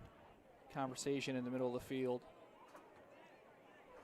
So, Tom, with 20 seconds left in this quasi, we played 4:30. We'll have 3 minutes after this 20 seconds. How do you think East is planning on attacking this odd time here? You don't want to make a mistake. I think you almost test the waters a little bit here, right? Is there a play we want to see? Is there something we want to see going into the second half? That may be what we're looking for here. I don't want to make sure that it's something where it's a big turnover, that all of a sudden you have a huge momentum swing right here. Got to be careful of the call. I think you're going to probably see them do something by the run right here and to see if they can take advantage of what they've been doing by the run. So the back judge and the head referee had a conversation, but all is well. 2nd down and 20 for East. On the 42, they're going to pitch this up to Montero. Kyler Montero across the 30. And it'll be 3rd down and 7. Clock still rolling. Hurry up offense here from the Trojans. Man in motion. Banker drops back. He heaves this to the near side. Looking for Wolowski, but that one falls incomplete as the clock Is it at 0? It's on 0 at the board. We've got 0. And everybody's got 0. So at the half, West Seneca East leads Williamsville South 8-7 when we return on Western New York Athletics. Welcome to this production from Western New York Athletics. Our featured sponsors for today's game are Damon University. Damon University is a private, non-sectarian university in Amherst, New York, offering undergraduate and graduate level degrees. Visit damon.edu to schedule a tour today. Richmond Vona LLC is committed to you. Being involved in a serious accident creates a whirlwind of changes. We know how serious the effects of a car accident can be on the victims and their families. At Richmond Vona LLC, we have helped our clients recover over $175 million. We have the skills and experience needed to handle a full range of car accident claims, including those with multiple parties and catastrophic injuries. Call 716-671-4341 for your free consultation today, or visit richmondvona.com. Colvin Cleaners, Western New York's premier green earth dry cleaner. Dry cleaning, wash and fold laundry, shirts, and tailoring. 2375 Elmwood Avenue, Kenmore. Call 716-873-2952. Logistics Plus of Buffalo. For all of your transportation needs, full truckload, LTL, dedicated and drop trailer moves, Logistics Plus of Buffalo is a one-stop shop. Email buffalo@logisticsplus.com for your next shipment or warehousing needs. G&G Fitness Equipment is a full-service provider of specialty home and commercial fitness equipment. Locations in Buffalo, Rochester, and Syracuse. Visit livefit.com. Wingnuts Buffalo, located near the Buffalo Airport at 4600 Genesee Street. Dine in or order for takeout. Open Monday to Sunday, 11 a.m. to 10 p.m. Visit wingnutsbuffalo.com. SUNY Cortland stands out as one of New York's top public universities. A medium-sized school that offers academic strength across 68 majors, a high quality of student life, and a degree that pays back graduates. Visit www.cortland.edu to schedule a visit today. Binghamton University. A world-class institution, Binghamton University offers students a broad, interdisciplinary education with an international perspective and one of the most vibrant research programs in the nation. Visit www.binghamton.edu today. We would also like to thank Pathfinder College Planning, Dan Cha-Cha Injury Attorneys, 510 Toy Shop and Sports Cards, The Mental Match with Sam Recco, Canisius High School, St. Joseph's Collegiate Institute, St. Francis High School, Trench Trophy, recognizing the top linemen in Western New York, Lewis & Lewis PC, 37 Franklin Street, Buffalo, New York, B&T Supply, and Western Division, home of the Great Rate. Look, Patriot account is not going to close itself. Looks like you're going to be here late again. I need this by morning. Oh no, not again. My son has a football game tonight. At WNYAthletics.com. You can link me later. WNYAthletics. Your home for high school sports. Yes. Back here to start the second half. It is a slow roller fielded and fallen on by a West Seneca East Trojan. So this opens up the third quarter. The Trojans lead 8-7. They were moving well, but penalties stalled out their last drive of the first half. But also the clock did too. So I think Sure. they were really taken out by the clock there a little bit as well. So now we're going to see is now we're back. Everything's fresh. Second half right now. So now can you go back and move the ball like you were on that drive that you scored on? That's going to be the key. And they really, to me, have done it more by the ground than they have by the air right here. So we're going to have to see how they're able to move the ball on the ground and who's going to go back to winning that line of scrimmage. First down and 10 on their own 19. East will take over.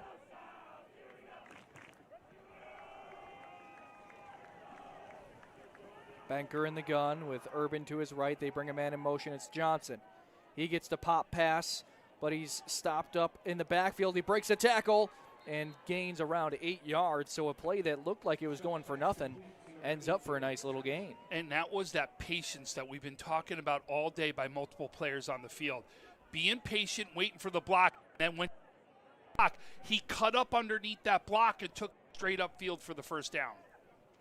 We talked about the abilities of this line, 5'10" and up, but really we've seen the speed combination of being able to move around with pull blocks and traps. But as you said, Tom, the patience of these runners. So the run was good for a first down. They're going to swing this one out to Urban on the near side. He's shifty, makes one move, taken down after a gain of around 2 or 3 yards, tackled by number 52, Swoger. Good job as he got back on the open, and Banker takes what's given to him right there, right in front of him. A great job to be able to turn that still into a positive play. But a good job by the Will South defense right there to be able to make sure that's only a 2-yard gain. On the play, Baron Schnell was hopping off the field. The senior at 6'7", 260 pounds. Checks out for a few plays. Second down and 8 yards to go. Put a man in motion. It's Molnar. They'll fake it to him and give it to Urban. Urban looking for some room, but he's taken down right at the line of scrimmage. Wrapped up by number 10, Connor Duggan. Senior with a tackle there. So that'll bring up third down. And to me, this is a big third down. You don't want to come out right here and go 3 and out and turn this back over to Williamsville South, because we felt after that touchdown that momentum swing had gone back over to Williamsville South. And obviously, because Williamsville South didn't go for 2, they felt there was going to be more scoring that's going to happen out here today as well. Flag on the play. It will be on West Seneca East. We'll march it back, so now this will make it third and long. Too many men on the field is the call. So this makes this a little interesting with 3rd and 9. It almost takes the run out of the mix right there. It almost makes it that you've got to go to the air. Dropping back as a quarterback, he's going to roll out right. That one is caught to Johnson, comes down with it. Initial hit doesn't bring him down, but he goes out of bounds. 3 yards shy will bring up 4th down. What a great job, though. He took that hit, because that could have been easily where he goes down. But he took that hit and started running, almost is able to make that turn. If he makes that turn, there's a chance he makes that into a first down. So we'll call it 4th and 3, maybe 2.5. And it looks like they're keeping the offense on, but a lot of personnel changes. It's still the same thing. I'm going to be surprised that they weren't going to punt this out. That you almost think that you're going to see a pooch punt. But I'll tell you, do you try drawing them off first? Banker does go with a hard count, but nothing doing. And we've got a flag here from the back judge. Delay a game is the call on East, so this almost certainly sets up a punt situation. And you can see right now running onto the field, number 66, Baron Schnell. He was actually getting taped on the sideline is what he was. So they got him taped up, and he's ready to go back inside to the field. So we got a score update from the Bennett-Lancaster game. Bennett is now up 24-0 inside the 4th quarter. Huge matchup there in AA. High snap, but it is fielded and nearly blocked. but is able to get off, caught by Zenkel inside his own 40, and he'll gain around 5 yards. Looks like the ball came out. In the scrum, we'll see who has it. Zenkel was able to fall on his own fumble, and that's where his offense will set up shop.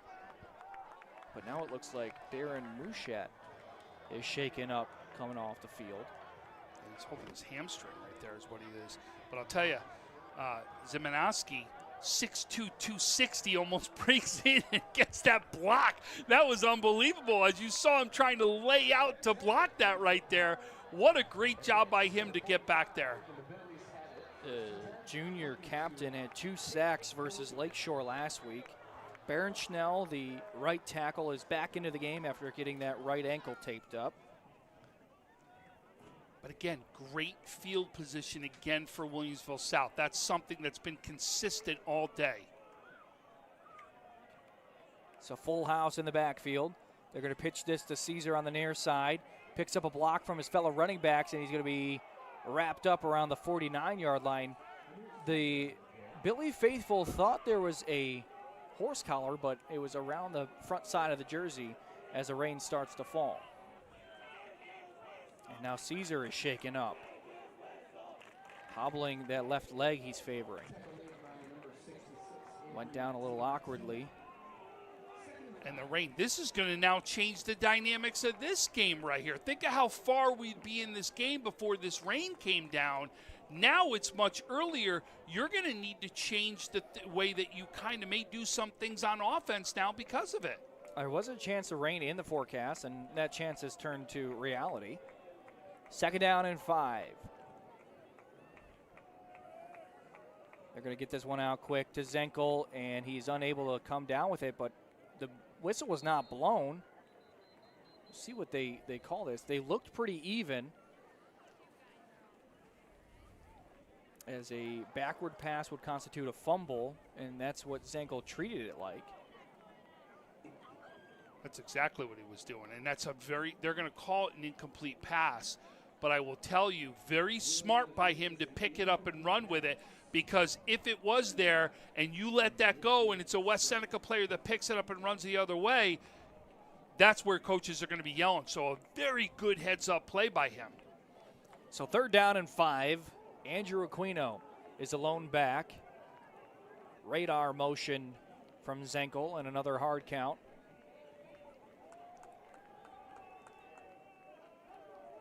Ganji in the gun.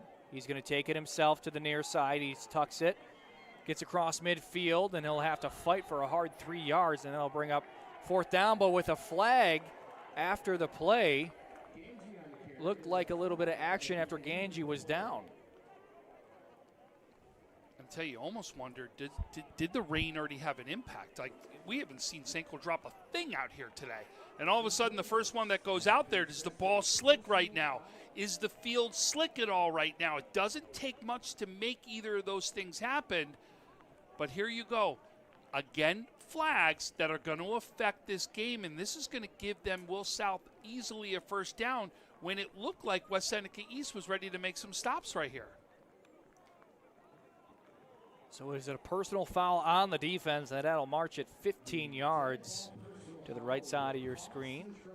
Update on Caesar. It appears to be a cramp on the near side. They've been working on the right leg, the right calf, that is.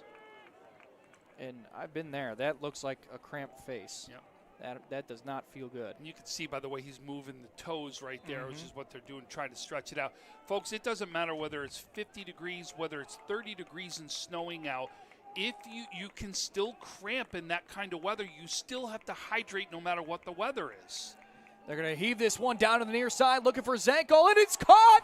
Touchdown, Williamsville South! What a play, 32 yards, Evan Zenkel, his 2nd touchdown of the day. I cannot believe he caught that. It looked like it was going to be a little bit short right there, and he does an incredible job of going up and getting that. We'll see if we can see the replay right now.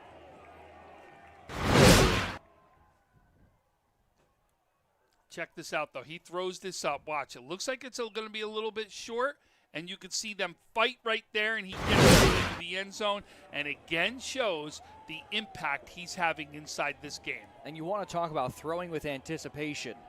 Ganji knew as soon as he got the snap where he was going, and that ball ended up in the end zone. Well, right now, if I'm a quarterback and I'm seeing by the way my wide receiver's playing, his Declan Coleman just hit an absolute missile through the uprights for the extra point, and Will South takes a 14-8 lead. But to your point, Tom? If I see him in a one-on-one matchup, I'm going to look to go to him. I'm literally going to say is I want to see my man in a one-on-one matchup because I believe he can win any one-on-one matchup there is out there. And that's exactly what we're seeing him, because we've seen him attack anywhere on the field when he's one-on-one with anybody. It was the 17th touchdown pass by Ganji, and now the 10th by Zenkel, which he came in third in the section, second in receiving yards at 800 even. Philip Ganji, he came in fourth in passing yards, and as we said, it's how he takes care of the football. But you see it on paper, maybe the quick bubble screens, get the ball out quick. He can stretch the field while also taking care of the ball. We've seen everything. We've seen him run the ball. We've seen him catch the ball. We've seen him carry guys for 15 yards. We've really seen every aspect of the game that you could ask for from a wide receiver. The only thing we haven't seen is probably some big block to lay somebody out. That's been the last thing we haven't seen yet. No, and I'm waiting. It's going to happen because of the way he's doing every single thing that he can as a wide receiver. So this one will be teed up by Declan Coleman. Is a squib kick that will go out of bounds, so a flag on the kickoff. Illegal kick out of bounds is the call. You got an update, fourth quarter 2. Newfane is up over Gowanda, Pine Valley inside that one. So that'll bring up 1st and 10 for the Trojans. We'll see where this ball is spotted.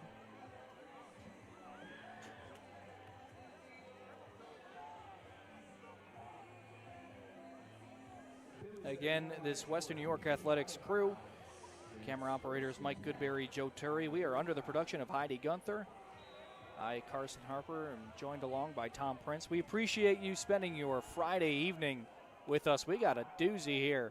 Quite the ball game, as this one will be kept up the middle by Urban. That looks good for a first down run on the first play. Well, I tell you, we got another great game going over between Maryville and Dunkirk. Dunkirk has now taken the lead 26-22. They were down by 16 points in that one. That's a big game happening over there. Dunkirk Marauders do not go down easily. First down and 10. They're going to give this to the up man. That is Kyler Montero, who's taken down out of bounds, tackled by number 3, Sean O'Connor, who we've seen all over the field tonight. Give a quick college update. Number 2, Miami down to Louisville right now. It's 14-10 in that one. Carson Beck with 2 interceptions. Well, that just goes to show you could be doing a lot of things on your Friday night, and you're spending it with us. Absolutely. So we appreciate that. So we're trying to give you as many updates as you can to go, listen, we'll update you. Don't worry about it. Keep it going. And the rain's coming down harder. Yeah, it is. Second down and a yard after the Montero run. Man in motion is Urban. They're going to give it to him on the pop. He's looking for a lane. He's got one on the far side. Spins out of a tackle and finally taken down around the 36-yard line. First down, Trojans. And again, you see the lean in. He was going to take inside and take up the field, waited, and then broke it to the outside and took it up. And again, it's that patience. I've been unbelievable to see it because it's been happening by more than one person out on the field today. But again, that's how you're successful as a running back. Be patient, let the blocks open up, the holes will happen, and then attack the hole right when you see it. First down and 10, the 36-yard line. They're going to give it up to Eric Johnson on the pop pass, and he's taken down. The ball is out. And we'll see the near sideline judge is calling the runner down. But that one, it almost looked close, like it could have been a face mask with how Johnson was swung down. Our next update goes back to Bennett Lancaster as Lancaster now gets on the board. It's 22-7 Bennett with 9:14 left in the fourth quarter. King with a 13-yard TD pass to Hartwig for Lancaster. 2nd down and 7 for the Trojans. Again, the two biggest matchups of the night. Quarterback rolls out right, but this one falls incomplete, intended for number 5, Chase Hall. See, those were catches that we saw in the first half by both teams that it looks like is just coming through hands right now. I think it's difficult on that field that you're seeing is these young men out in the field have gone through a lot. You got to think about it. You've been through a lot emotionally. You've had ups and downs. You've had so many stoppages. And now you're dealing with weather on top of this. I will say right now, whoever does get this victory has earned it tonight because you have been through the absolute gamut when it comes to emotions and everything that could happen out there on the field. Well, we talked to Coach Marino pregame. He said this is where we get tested, and you've been tested in all aspects. 3rd down and 7. They're going to give this to the up man. It is number 8, Eric Johnson on the carry. He's taken down by O'Connor and company. 4th down and call it 5. Tell you, O'Connor's been making a big impact on the defensive side, especially on this set of downs right here. He has really been standing in the backfield making some of these plays happen. Almost makes the strip tackle right there in the last one that we just talked about. Comes up big on this play and now becomes the 4th down play. This is Will right here. This is where it's about right now, head-to-head on that line to see who's going to get the advantage. 4th down at 4 yards. 4.5 minutes left in the third quarter. Trojans trailing the Billies 14-8. They bring Urban in motion. They pop pass it to him. He's got plenty of real estate. Urban has a 1st down and more, breaks a tackle, and finally taken down around the 10-yard line, and he kept rolling. 1st down, East. I'll tell you, I thought he cut it up just a little bit too early. I think if he would have went a little bit far to the outside, there's a chance he takes that in for a touchdown. But that was a fantastic run. And again, we talked about it. If you right now are not winning the line of scrimmage, then figure out a way to get outside the ends. And that's something that West Seneca East did inside that first half and really made the adjustment and takes it right here into the second half. 1st down and goal. They're going to give this to the up man. A slew of bodies in the middle of the field. And it was Montero on the carries. We have a Billy shaken up on the play. So this is really, I mean, it goes to almost explain why Benker completed almost exactly 90% of his passes last week. What do you think we'll say the advantage of these short pop passes that look like an end-around run but are really a pass? Honestly, it's to get you quicker to the outside. That's what you're trying to do. You're trying to get to the outside that end before they can get penetration. Because as you know, you've been out there, and as you know is if those ends are getting penetration, they'll cut off that run to the outside. So you want to get to the ball as quick as you can past that defensive end so that you become one-on-one matchups with defensive backs, which are usually what? 150, 160. They're smaller guys. We're watching guys that are running the ball 180, 190, 200, that they want a one-on-one matchup against the guy that's a smaller so that you can carry them downfield and do what you need to do. Now, to that point, we've seen Benker the majority of the night where he has dropped back. We've seen him almost design rollouts to the right and the left. What does that do for a quarterback? Well, that gives you more time, and you're doing the same exact thing. What you're doing is you're rolling out to give yourself time so that you can set those hips up and throw the ball where you need to go down the field, but you're also giving your wide receivers time to get themselves open on whatever route they're looking to do.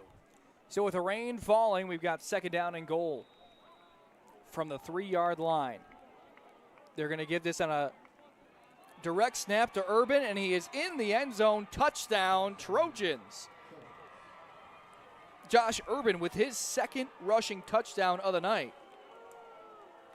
And now the game is tied Boy, I tell you, every time it seems that something happens, it looks like the rain comes down harder, right? I mean, it literally, and I know, folks, it's tough to see on the screens, but if we get a chance and it goes up into these lights where you can see in the lights, I'm telling you, you can see it is coming down right now. And in fact, you can now start to hear it against the glass and here in the press box as well. It is coming down, and there is no doubt it's having an impact right now in this game. Make us sound like prima donnas here inside. They're going to give it to the up man, but he slips and falls. It was Montero on the run, and we will remain tied. So 14 all, 3:35 left in the third. We will return here on Western New York Athletics. I'm George Wiley, a senior at Canisius High School. As the only Jesuit high school in Western New York, Canisius delivers a life-changing education. Canisius prepares young men for acceptance into the nation's finest universities, and our community supports us at each step of our journey. We are proud of our excellent athletics and our emphasis on service. This place is special. Let us show you why. Experience firsthand the excellence of Canisius High School. Schedule your visit at canisiushigh.org.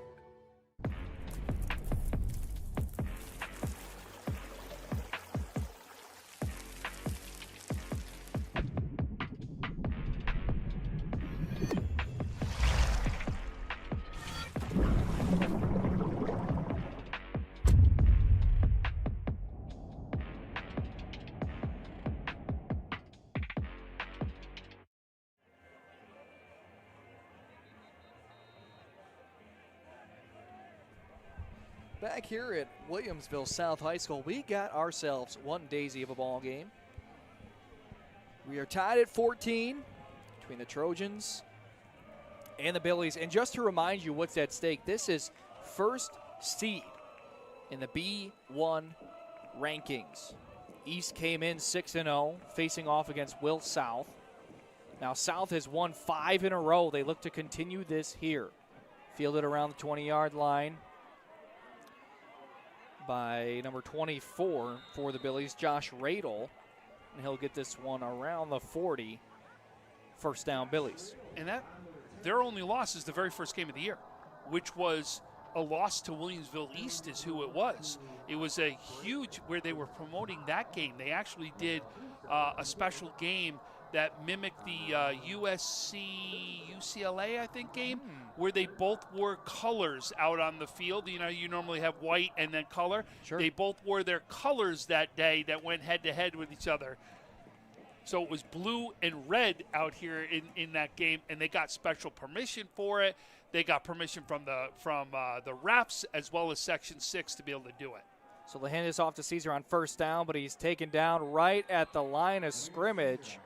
The teeth of this defensive line that's been strong for the majority of the night.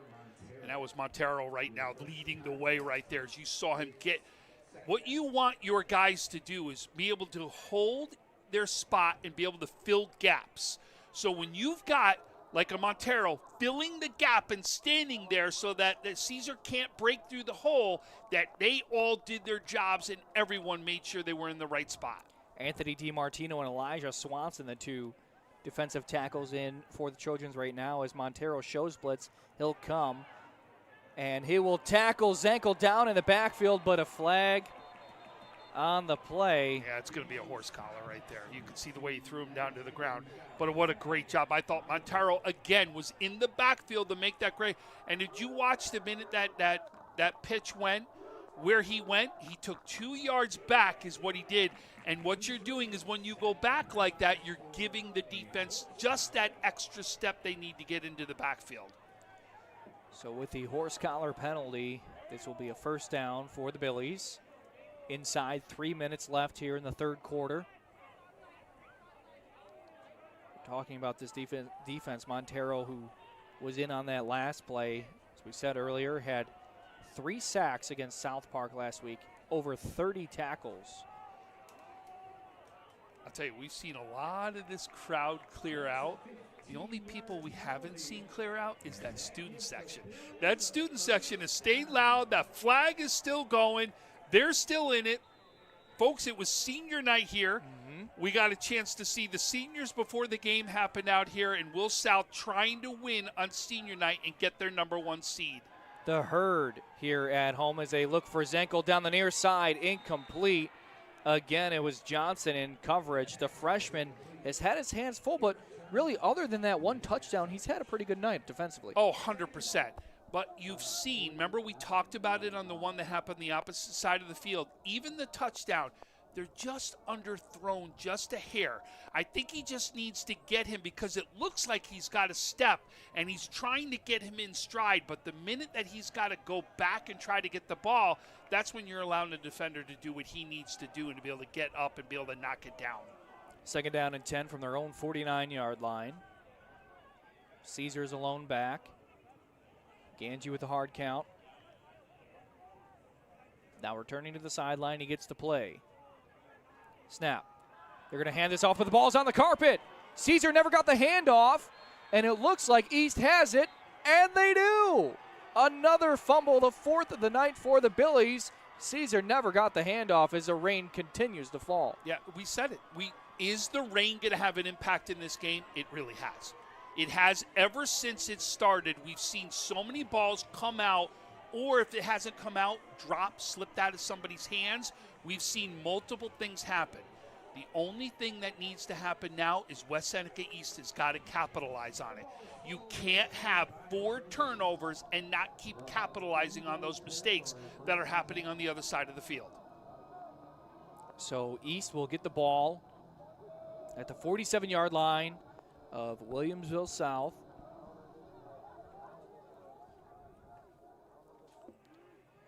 Benker in the gun. Urban in motion. They're going to swing this back to Johnson on the reverse.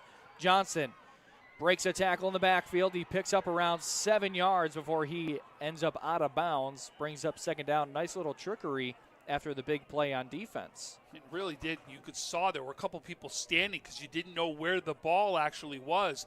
I thought that was a great call right there. And now that we're seeing, like we said, this rain keep falling. Oh, there's a late flag getting thrown right now. So there's going to be another unsportsmanlike conduct penalty. And I'll tell you, they were all around the Will South players. I don't know how this doesn't go against Will South. And it does in sportsmanlike conduct, as things have been close to chippy. We've seen a couple unsportsmanlikes. But that was weird. That was nowhere near around any players. So that was somebody who said something right there that the refs heard to be able to throw that penalty flag. So on the reverse, that will add on 15.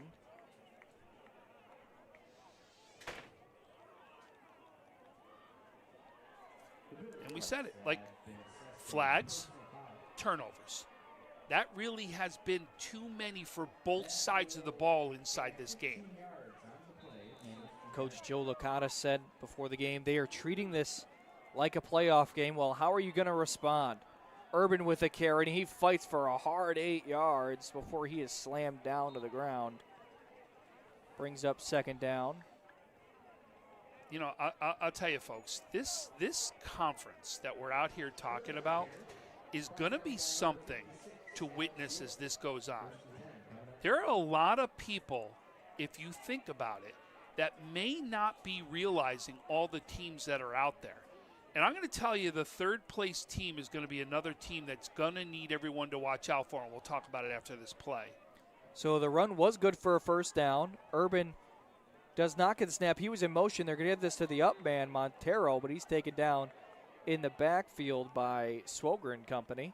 And another late flag. Wow, I can't believe how many of these after the plays that we're seeing. That one came from the back judge, nearly in the end zone. Which normally, if it's coming from there, you'd think it's going against, Williamsville South, but unsportsmanlike conduct on East now, as somebody's getting helped off the field. Looking for a number, it is Kyler Montero. Yeah, that's Montero who needs help. The junior being helped off on the field.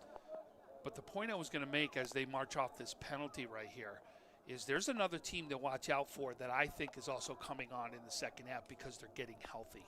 Watch out for Pioneer right now, because I'll tell you, Pioneer had a player that we were talking about that could have also been up for a Conley Cup finalist, was hurt early inside the season. And they're going to get a chance to see that young man get back into the mix. And we're seeing him run for the ball as well. I'll tell you, it is going to be a very, very interesting conference as these players all start to come back and get healthy out there. But that's Isaac Platt, who I was talking about for Pioneer. But look at how strong those top 3 teams are. And then don't count out South Park. That's also in the mix in this as well as your top 4 teams. And then we'll talk about the other side. Benker drops back. He's flushed out right, rolling, directing traffic. He's going to heave this up to the far side, and it is incomplete.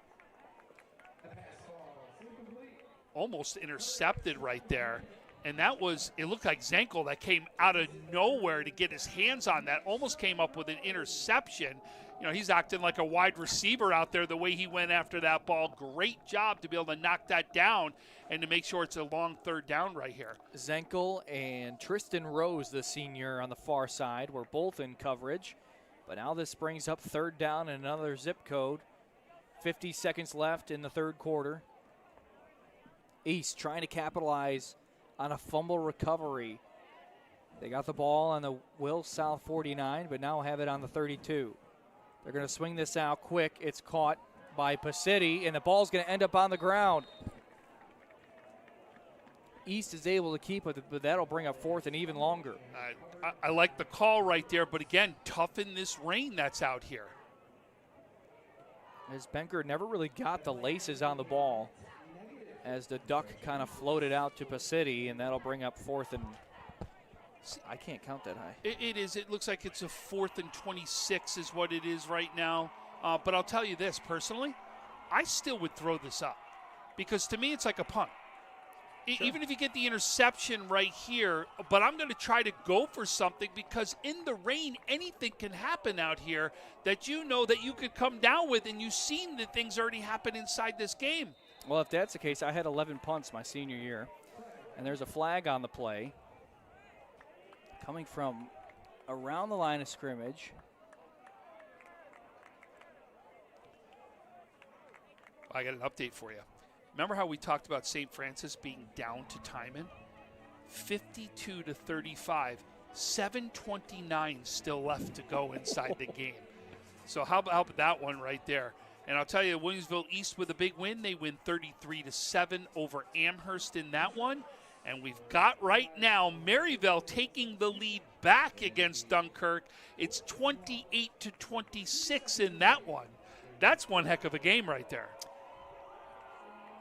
The Marauders and the Flyers going at it. Great games all around the region tonight.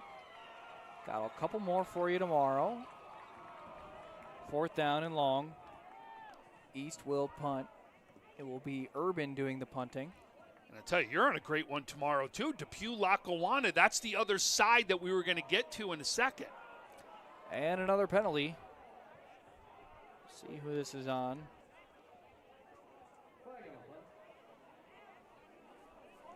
A false start on the offense. Like, think about the other side. Your 4 teams right now that look like are solidly in. Iroquois, Depew, Lackawanna, and Olean. Still the like what seed you're going to be is still up for grabs. Depew right now number 2, Lackawanna 3. That'll change on whoever wins that one. And Iroquois is playing Olean tonight, so a win right there could do it. But you're talking about one of the most dynamic quarterbacks sitting also in that division. As you know, Justice Clace could tear it up against anybody as well. They make those Iroquois quarterbacks different down there. Well, especially when you got brothers who've been doing it for the last 8 years, exactly. Right? Keep it in the family. So the final play of the 3rd quarter will be a punt that is down to around the 20-yard line. Well, we've got a tie ball game heading into the 4th quarter. Williamsville South, West Seneca East tied at 14 when we return on Western New York Athletics. I'm George Wiley, a senior at Canisius High School. As the only Jesuit high school in Western New York, Canisius delivers a life-changing education. Canisius prepares young men for acceptance into the nation's finest universities, and our community supports us at each step of our journey. We are proud of our excellent athletics and our emphasis on service. This place is special. Let us show you why. Experience firsthand the excellence of Canisius High School. Schedule your visit at canisiushigh.org.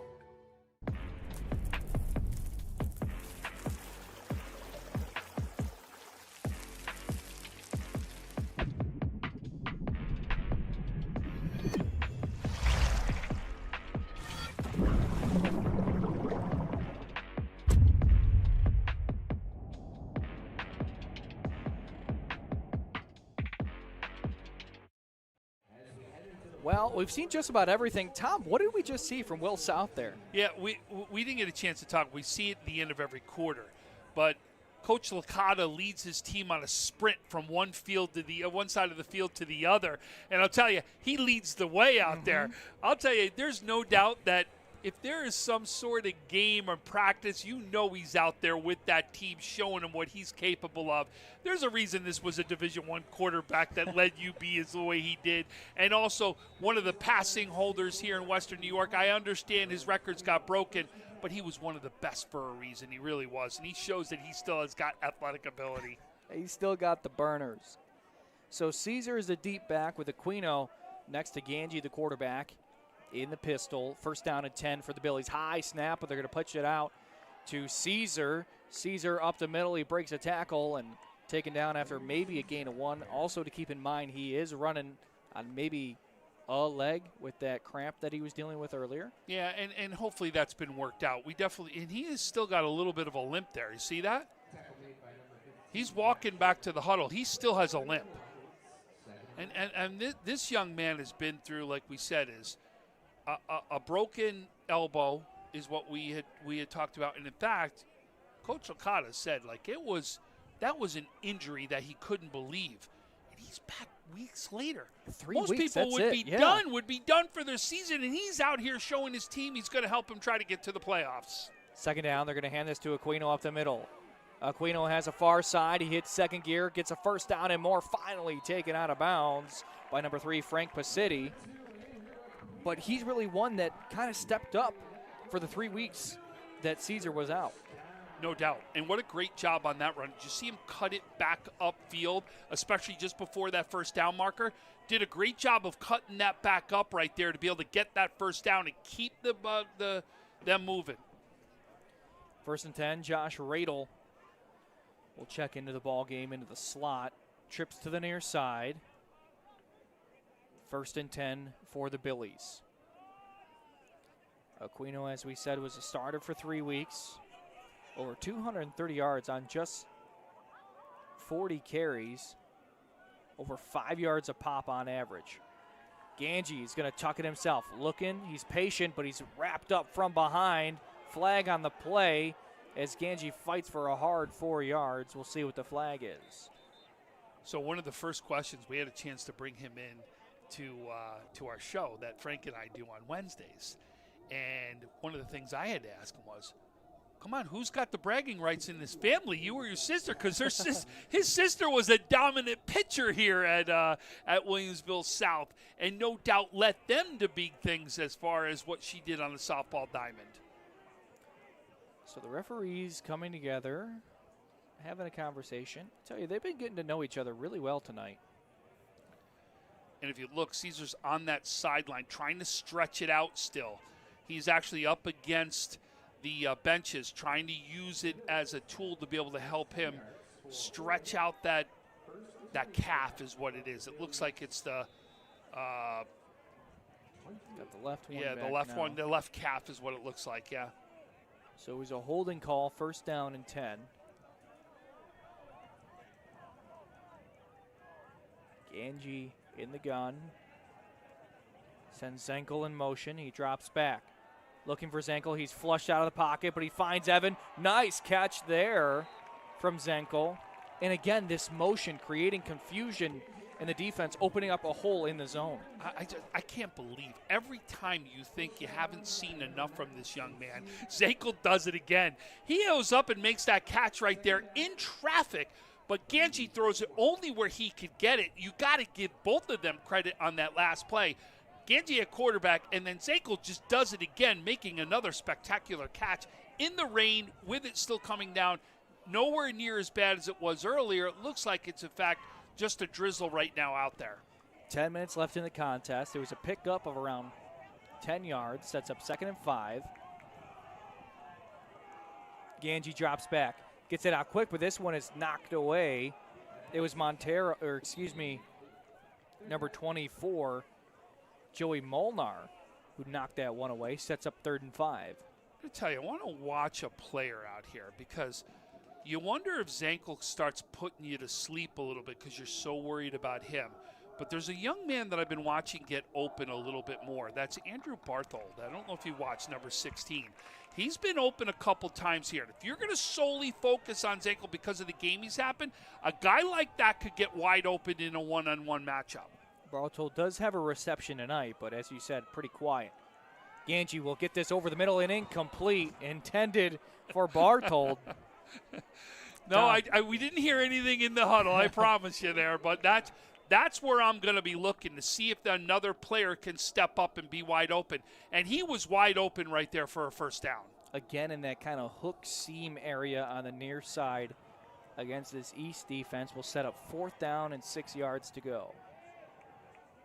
We've already seen a hard count as Ganji flashes the signs out to the far side. Yeah, it looks like he's just trying to draw them off sides right now. I don't know if they're going to go for this. I think they may see a timeout or see the penalty flag thrown for delay a game here. So Ganji will drop back now. Nobody back deep for East, and we have a flag on the play. Looks like it could be delay a game from the back judge.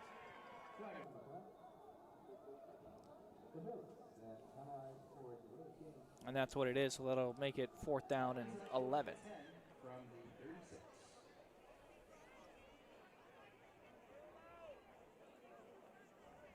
I'll tell you, it looks like the rain may have stopped. The umbrellas have now been brought down that were right in front of us. So you wonder if it stopped. Obviously, the field, though, and the ball is still wet. So take that into consideration that it could still have an impact. This is a line drive punt. Again, nobody back deep. So this will roll inside the 25 and finally touchdown around the 24-yard line. And that's where this East offense will set up shop. 9.5 minutes left in the contest.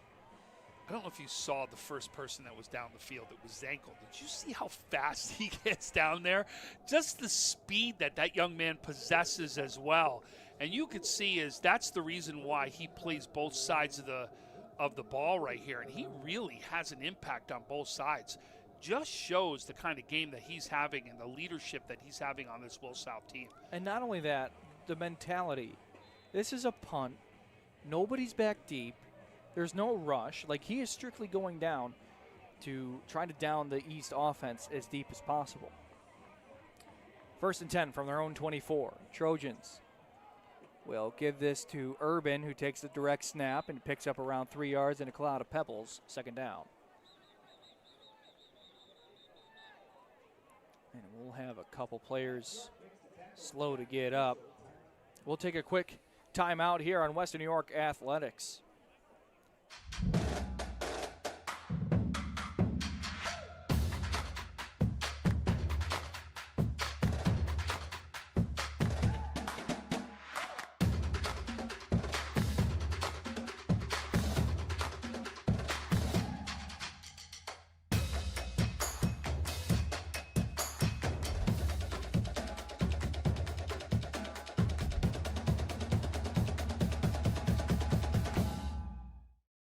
Logistics Plus is a global transportation provider headquartered in Erie, PA with locations worldwide, including right here in Western New York. Logistics Plus is consistently recognized as a fast-growing transportation and logistics company, great supply chain partner, top freight broker, leading project cargo manager, and a great place to work. With a strong passion for excellence, our 500-plus employees put the plus in logistics.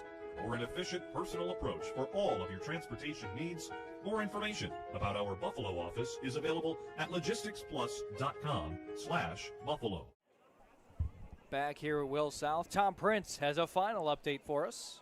And that comes from the Bennett-Lancaster game, and it is Bennett 36, Lancaster 7 as a final. So now what's happened is the only way that AA conference would have been determined is if Lancaster won. Now that Bennett has won, it has opened the door for Orchard Park to be able to get in there. So what could happen is Bennett wins the number 1 seed automatically with a win next week against Orchard Park. If Orchard Park wins, now it becomes into tiebreakers because it'll cause the tiebreakers because Lancaster will have beaten Orchard Park would have beaten Bennett, but Bennett beats Lancaster, and that's when you get into all the tiebreaker scenarios. So that still is yet to determine the conference, but Bennett obviously in the spot. we've been waiting to see the Bennett team. We really haven't seen that big game outside of what they did against Clarence, because they had a huge win against Clarence where they dominated the line of scrimmage in that game. So we were waiting to see that big game against one of the other teams. They had a close game with Niagara Falls. It was a 5-point game in that one. They had a close game with Jamestown. Now you're waiting to see. This is a big win. That's a big victory over a very good Lancaster team. Now you're going to bring in Orchard Park, who Lancaster has beaten, but to me has been coming on really strong in the second half. Bresky leading the way at running back right there.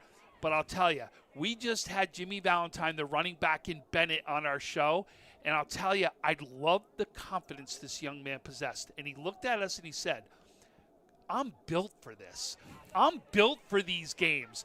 I'm built to play in stuff like this. And who comes out and scores the first touchdown for Bennett? It was Jimmy Valentine. He proved exactly that he is built for this and ready to make a run for the Bennett Tigers. So a big win there, as you said, Class AA. But it was Isaac Irizarry who was able to get off on his own power. 2nd down and 6 yards to go for the Trojans. 9 minutes left in the ball game. They're going to give this one out to Johnson. Johnson on the far side is wrapped up early and taken down. See who's in on the tackle. Of course, O'Connor, but also it was number 4, Matthew DeBoyne.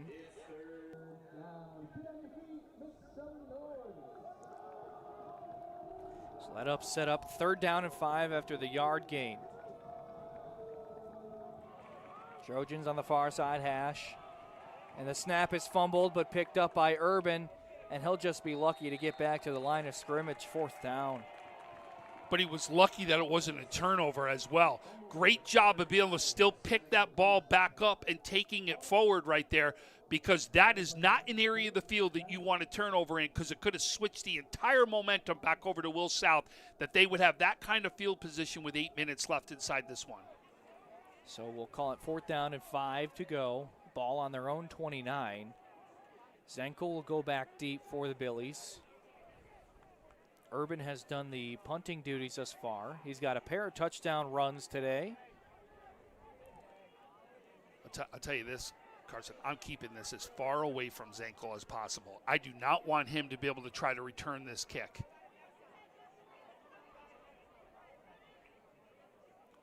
Low snap, but it's fielded. Line drive punt. It's got some velo on it, but fielded in the air as Zenkel is out around the 42-yard line. So we've seen both teams here on offense and defense kind of push a little bit, take a little bit, push a little bit, take a little bit. What is going to break this tie, Tom? This field position right here. We haven't seen this deep right now since we've started this 4th quarter. Look at the starting field position right now of Williamsville South. We've known they've been able to do it. What's been the difference is in this second half, you're noticing West Seneca East trying to do it with the run. We've really seen Will South do it more by the air right now is what they've been. So the question is, has Caesar been able to work out that calf? Can he get the running game open to open up things for the pass? He is next to the quarterback, Ganji, in the gun. 1st down and 10. Zenkel in motion as he has been all night.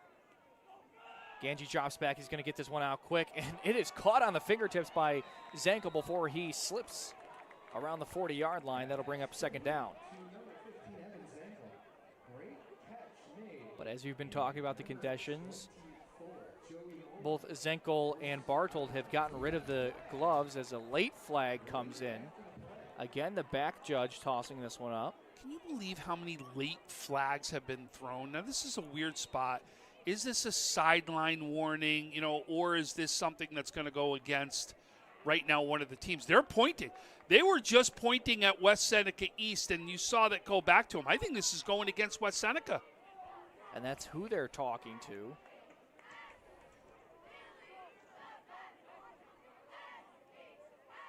We'll see what the call is from Ken Eddings on sportsmanlike conduct on the Trojans, and that'll march it 15 yards back.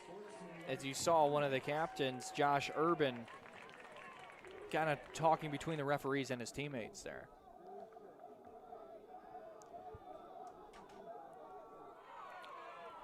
So first down and 10 on the 24-yard line. 7 minutes and change to go left in a tie ball game at 14. Man in motion as Barthold across the formation. Snap, Ganji dropping back.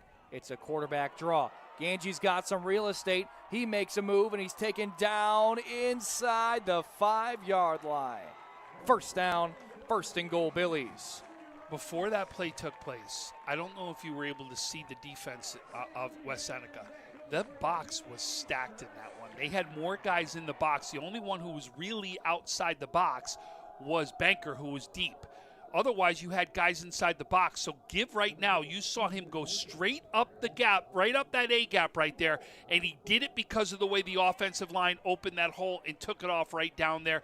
Now to see if you could finish this one off. You got to expect the first one's going to go to Caesar here, and then see what adjustment happens if they don't get it into the end zone. Full house formation in the pistol. Ganji's going to take it himself. He's tucked it under his arm.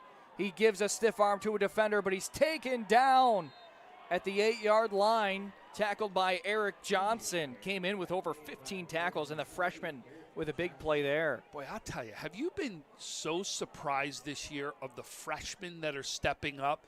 You know, you look at West Seneca alone. Let's go to the West Seneca West side. You got a freshman quarterback right now in Anderson leading the way as one of the top quarterbacks in the area. Now you flip it on East, and guess what? Johnson's showing that he's a freshman making such big impact plays out here. Ball goes all the way back to the 14-yard line on the quarterback keep. So it's second down and goal, and there's a flag on the play. See who it is on the Billies. Yeah, too many men on the field. They were getting through personnel, and that's what happened. When you saw that late runoff right there, that's exactly where it came from. So now you're going where you were literally looked like you were about to march it in on the 2-yard line, and now you're talking about you're almost out of the red zone because of what's happened on a play and a penalty. And I feel like the last 4 or 5 plays has really summed up this ball game tonight for both sides. And what has it been? Flags, right? Or it's been put on the ground, some sort of turnover. Second down from the 19-yard line. Ganji gets this one out quick. It is caught by Zankel. Evans, Zankel into the end zone. Touchdown, Billies. When we watch this replay, watch this cut that he makes. He cuts it to the inside. Watch this right here. So you'll see him on the far side, right when he gets to the defender. Look at him cut it right up. Make sure he used that cut to be able to take the defender out of the play and walk into the end zone. That's a great play right there by Zankel, who does it again. And really, at this point, win or lose, this young man's one of the players of the game. I don't care what happens, even if they don't win the game. Declan Coleman on for the PAT. The second touchdown pass from Ganji. Third touchdown of the day from Gankel, and this one is up and good. Evan Zankel has over 120 yards just in touchdowns. 2 in the air, 1 on the ground. Ganji continues to take care of the football. He's got 18 touchdowns on the season, over 1,300 passing yards. And what have we seen? We've talked about the motion. We've talked about Caesar just kind of knocking the rust off. What have you seen from this offense of Williamsville South tonight? Well, think about that.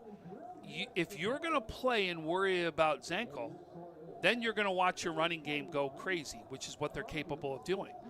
As this young man gets acclimated again to the offense, think about how dangerous this Will South team now becomes. Because, all right, go ahead, stop me from throwing the ball. We'll run with Caesar and do what we're capable of doing. Now flip it. You want to stack the box? Guess what? We've got the capability of going deep. And it just shows when you know that the ball's going to go to somebody and you're still able to produce this, that just shows you how good this young man really is.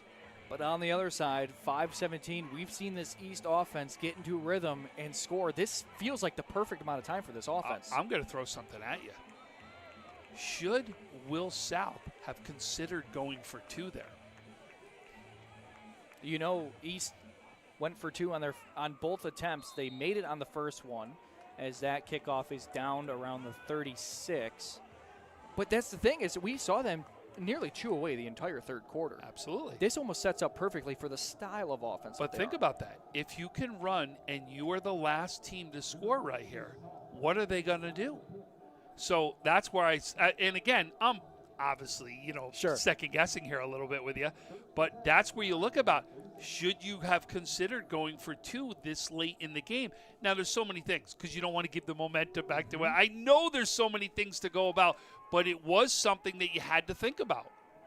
They're going to give this to the up man. Looks like Montero on the carry. Back in the ball game, he carries around 2 yards, sets up second down. But now West Seneca East, the highest scoring team in Section 6, just past Lancaster. They came in a point behind. Well, obviously they've already got that because Lancaster only puts up 7 right now. 14 here for East. So certainly a team that takes care of their quarterback, keeps them upright, and they can put points up in a hurry.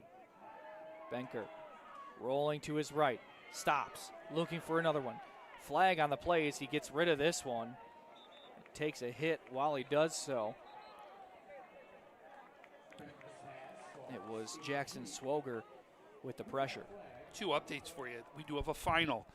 St. Francis has defeated Timon 59-35 inside their game. Maryville has now gone up 34-26 against Dunkirk. Coach Tadaro taking care of business. It will be a holding call on West Seneca East. That'll bring up second down and long.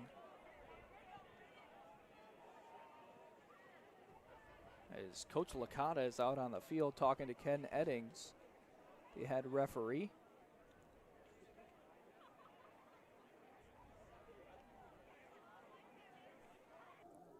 See if this is about the acceptance or the decline of the penalty. Ball has yet to been marched back.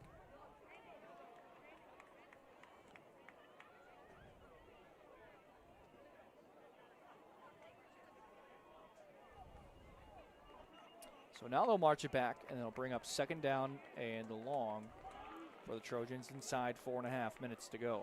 I'll tell you, you look at all the games right now, I can't believe there's still some games going on like we are with all the stoppages we had inside our game, that you could just imagine what's happening in some of these other games if they're still going on. Second down. Benker swing it back to the far side. That one is caught by Montero. He's got second gear and a first down. Big play there for the Trojans. One of the plays we talked about earlier to make sure that you did to get out, especially an aggressive line, is a screen play. And that's exactly what that was right there. Great job, great call there by West Seneca as they got that out, and you could see him take off right down to the sideline, and now you're in Will South territory. Well, we've got a Trojan down, so we will step aside quickly again. Williamsville South leading West Seneca East 21-14 when we return on Western New York Athletics. I'm George Wiley, a senior at Canisius High School.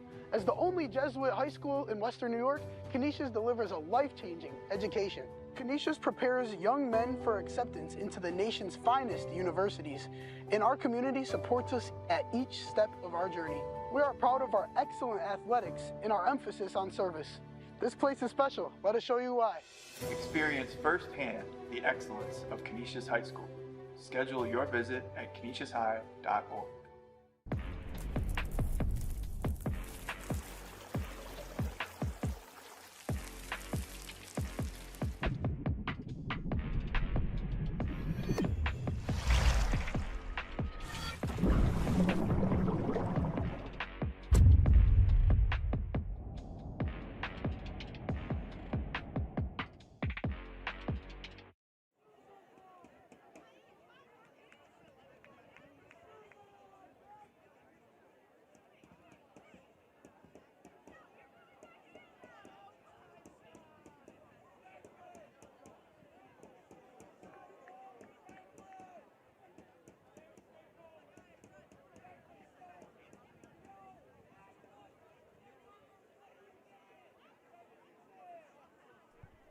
Back here at Williamsville South, we have a West Seneca East lineman, Drew Sikorsky, down on the field. They are looking at his right leg.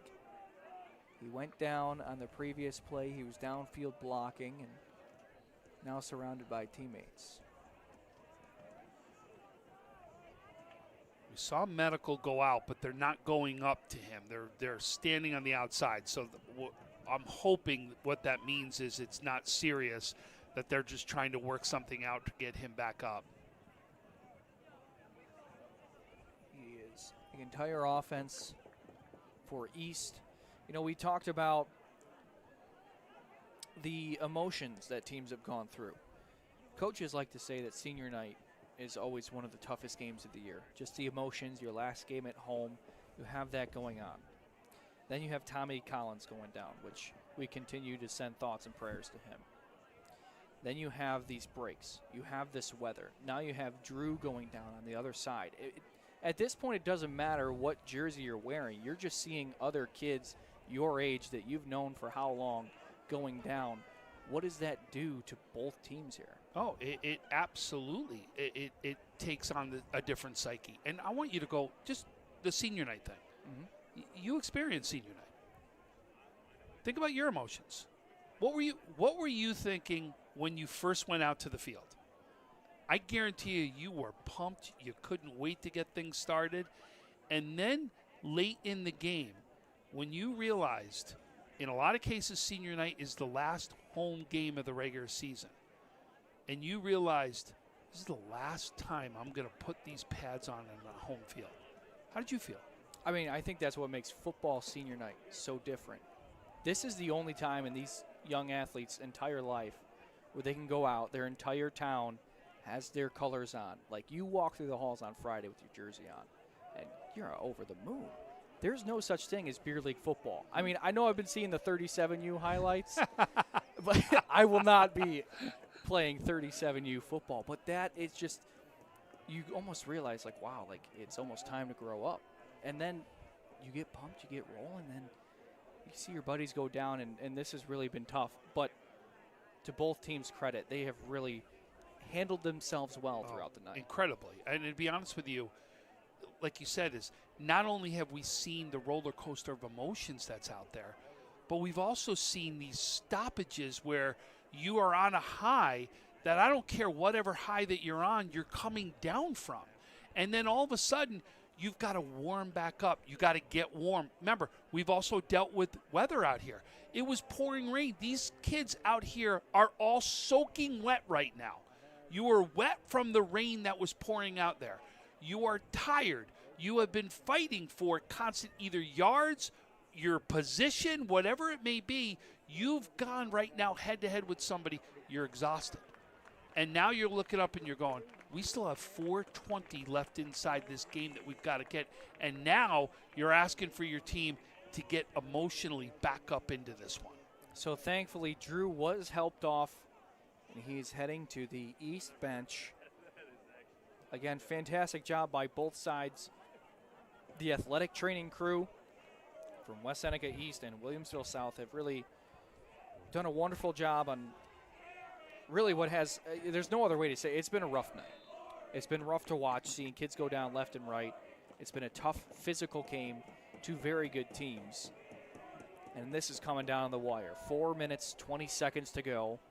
East down by a touchdown, but they've been driving. Get the snap. They're going to hand this off to Johnson.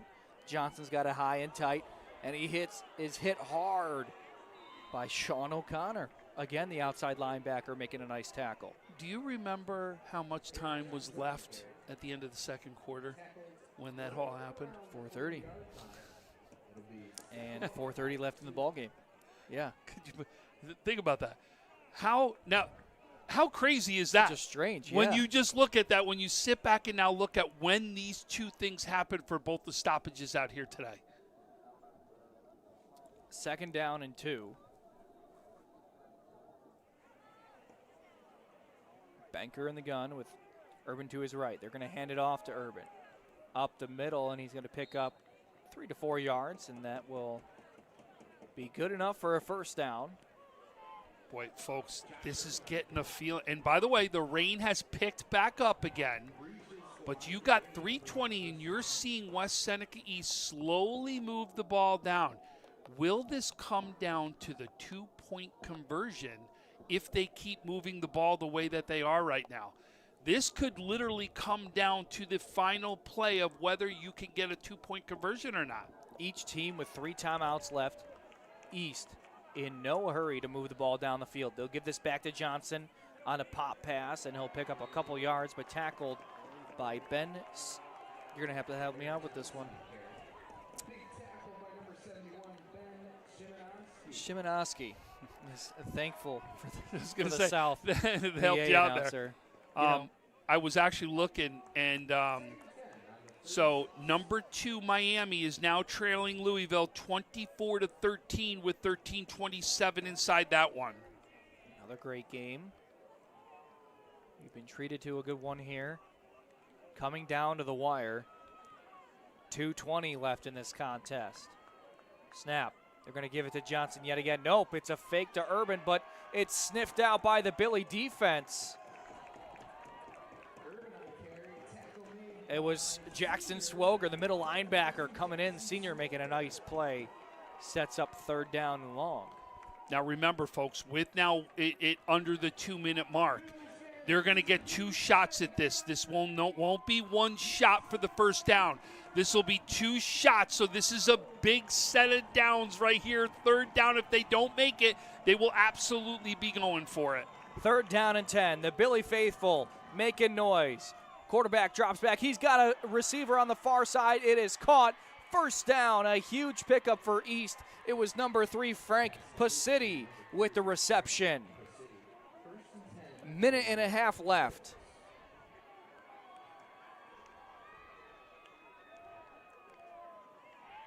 Pasiti has come in on spots really when needed, has made plays for the Trojans all night long, who now are threatening.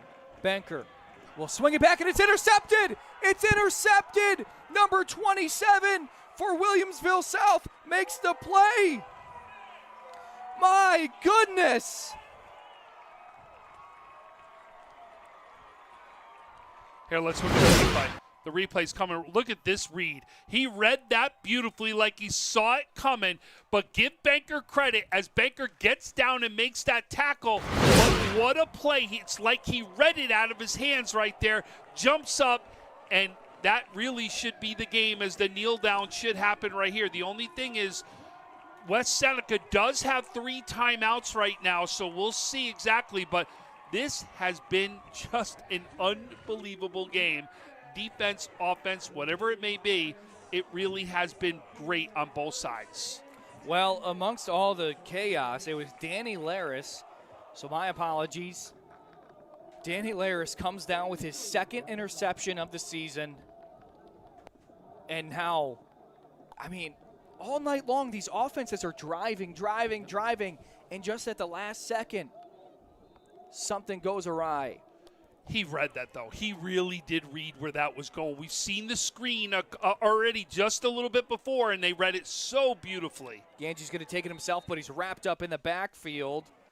Tackled by number 66, Anthony DiMartino, the senior. And we'll have a timeout from East. And, you know, you talked about the penetration of these defensive lines. We've seen not just a screen pass, roll out to the right, come back, throw it the other way as an outside linebacker. Well, I mean, again, we can't say enough the play from Laris there. But how many times do we talk about people going across their body from the upper side of the field? You always say is, boy, that's a play you got to be very, very careful with. And what a great job as Laris jumps the route and really just takes it down the field. And if it wasn't for Banker, that he takes it in for a touchdown. Banker does a great job of not giving up and play defense right there to see if he can somehow give his team another shot here on offense. Exactly, because, as you said, now 2 timeouts for East. But you just had a big tackle for loss from DiMartino. And, you still have a shot if you can get the ball back. 2nd down and 15. Again, the full house from the Billies. Caesar is the tailback. They're going to pitch it to him on the near side. Caesar looking to get north. He picks up around 5 yards. It'll be taken with a flag down on the play. And another one deep here. There was one back here. There's one thrown. This is going to be an unsportsmanlike conduct back here in the backfield. Now, I don't know what it is up here, but you're going to have an unsportsmanlike conduct one. As Ganji, the quarterback, was separating one of his teammates away from the other side, and now Caesar is hobbling off the field.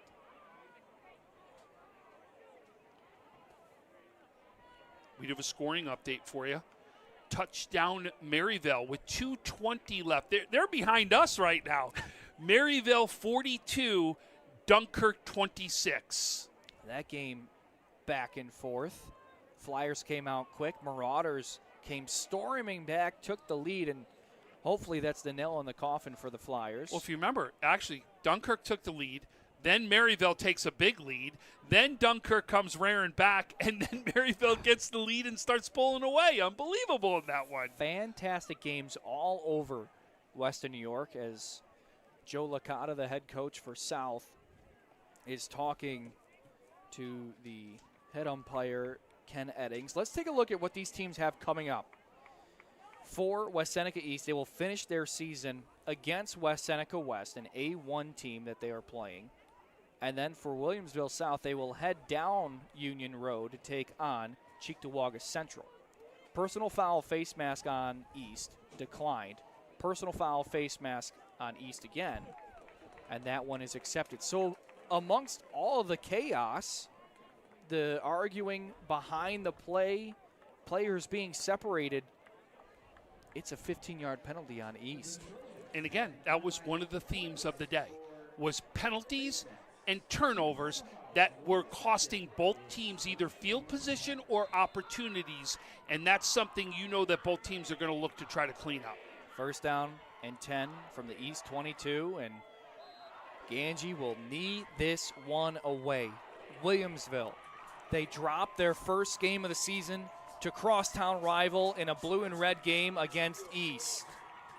They come back, they rattle off 5 straight victories, and now they have an undefeated West Seneca East team on the ropes. Williamsville South is staring down 6 straight wins and the first seed in the B1 standings. What a huge win for the Billies tonight.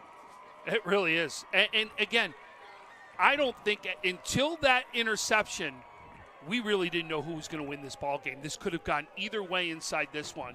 But I'll tell you, this was an absolute great game. And I'm going to tell you, folks, these two teams could easily meet again. That's how good these two teams are. They are right now the leaders in the division. Now the question will be is, can another team step up inside the B class and join these two as the top in the conferences? Well, before we break this one down, we'd like to extend our thoughts and prayers to Drew Sikorsky for West Seneca East. We hope that his leg is doing all right. And then, of course, for Tommy Collins, we hope the best for them and their families, as we've really had quite the ball game tonight. Well, this was a beautiful game here tonight, a great matchup for this Western New York Athletics crew. We'd like to thank Joe Turry, Mike Goodberry, our camera operators. We've been under the production of Heidi Gunther. I've been happy to join you back, Tom Prince. It's been quite a while, but we always have a good time. I've been Carson Harper. Thank you for spending your Friday night with us. Again, the final. Williamsville South 21, West Seneca East 14. We hope you have a wonderful night.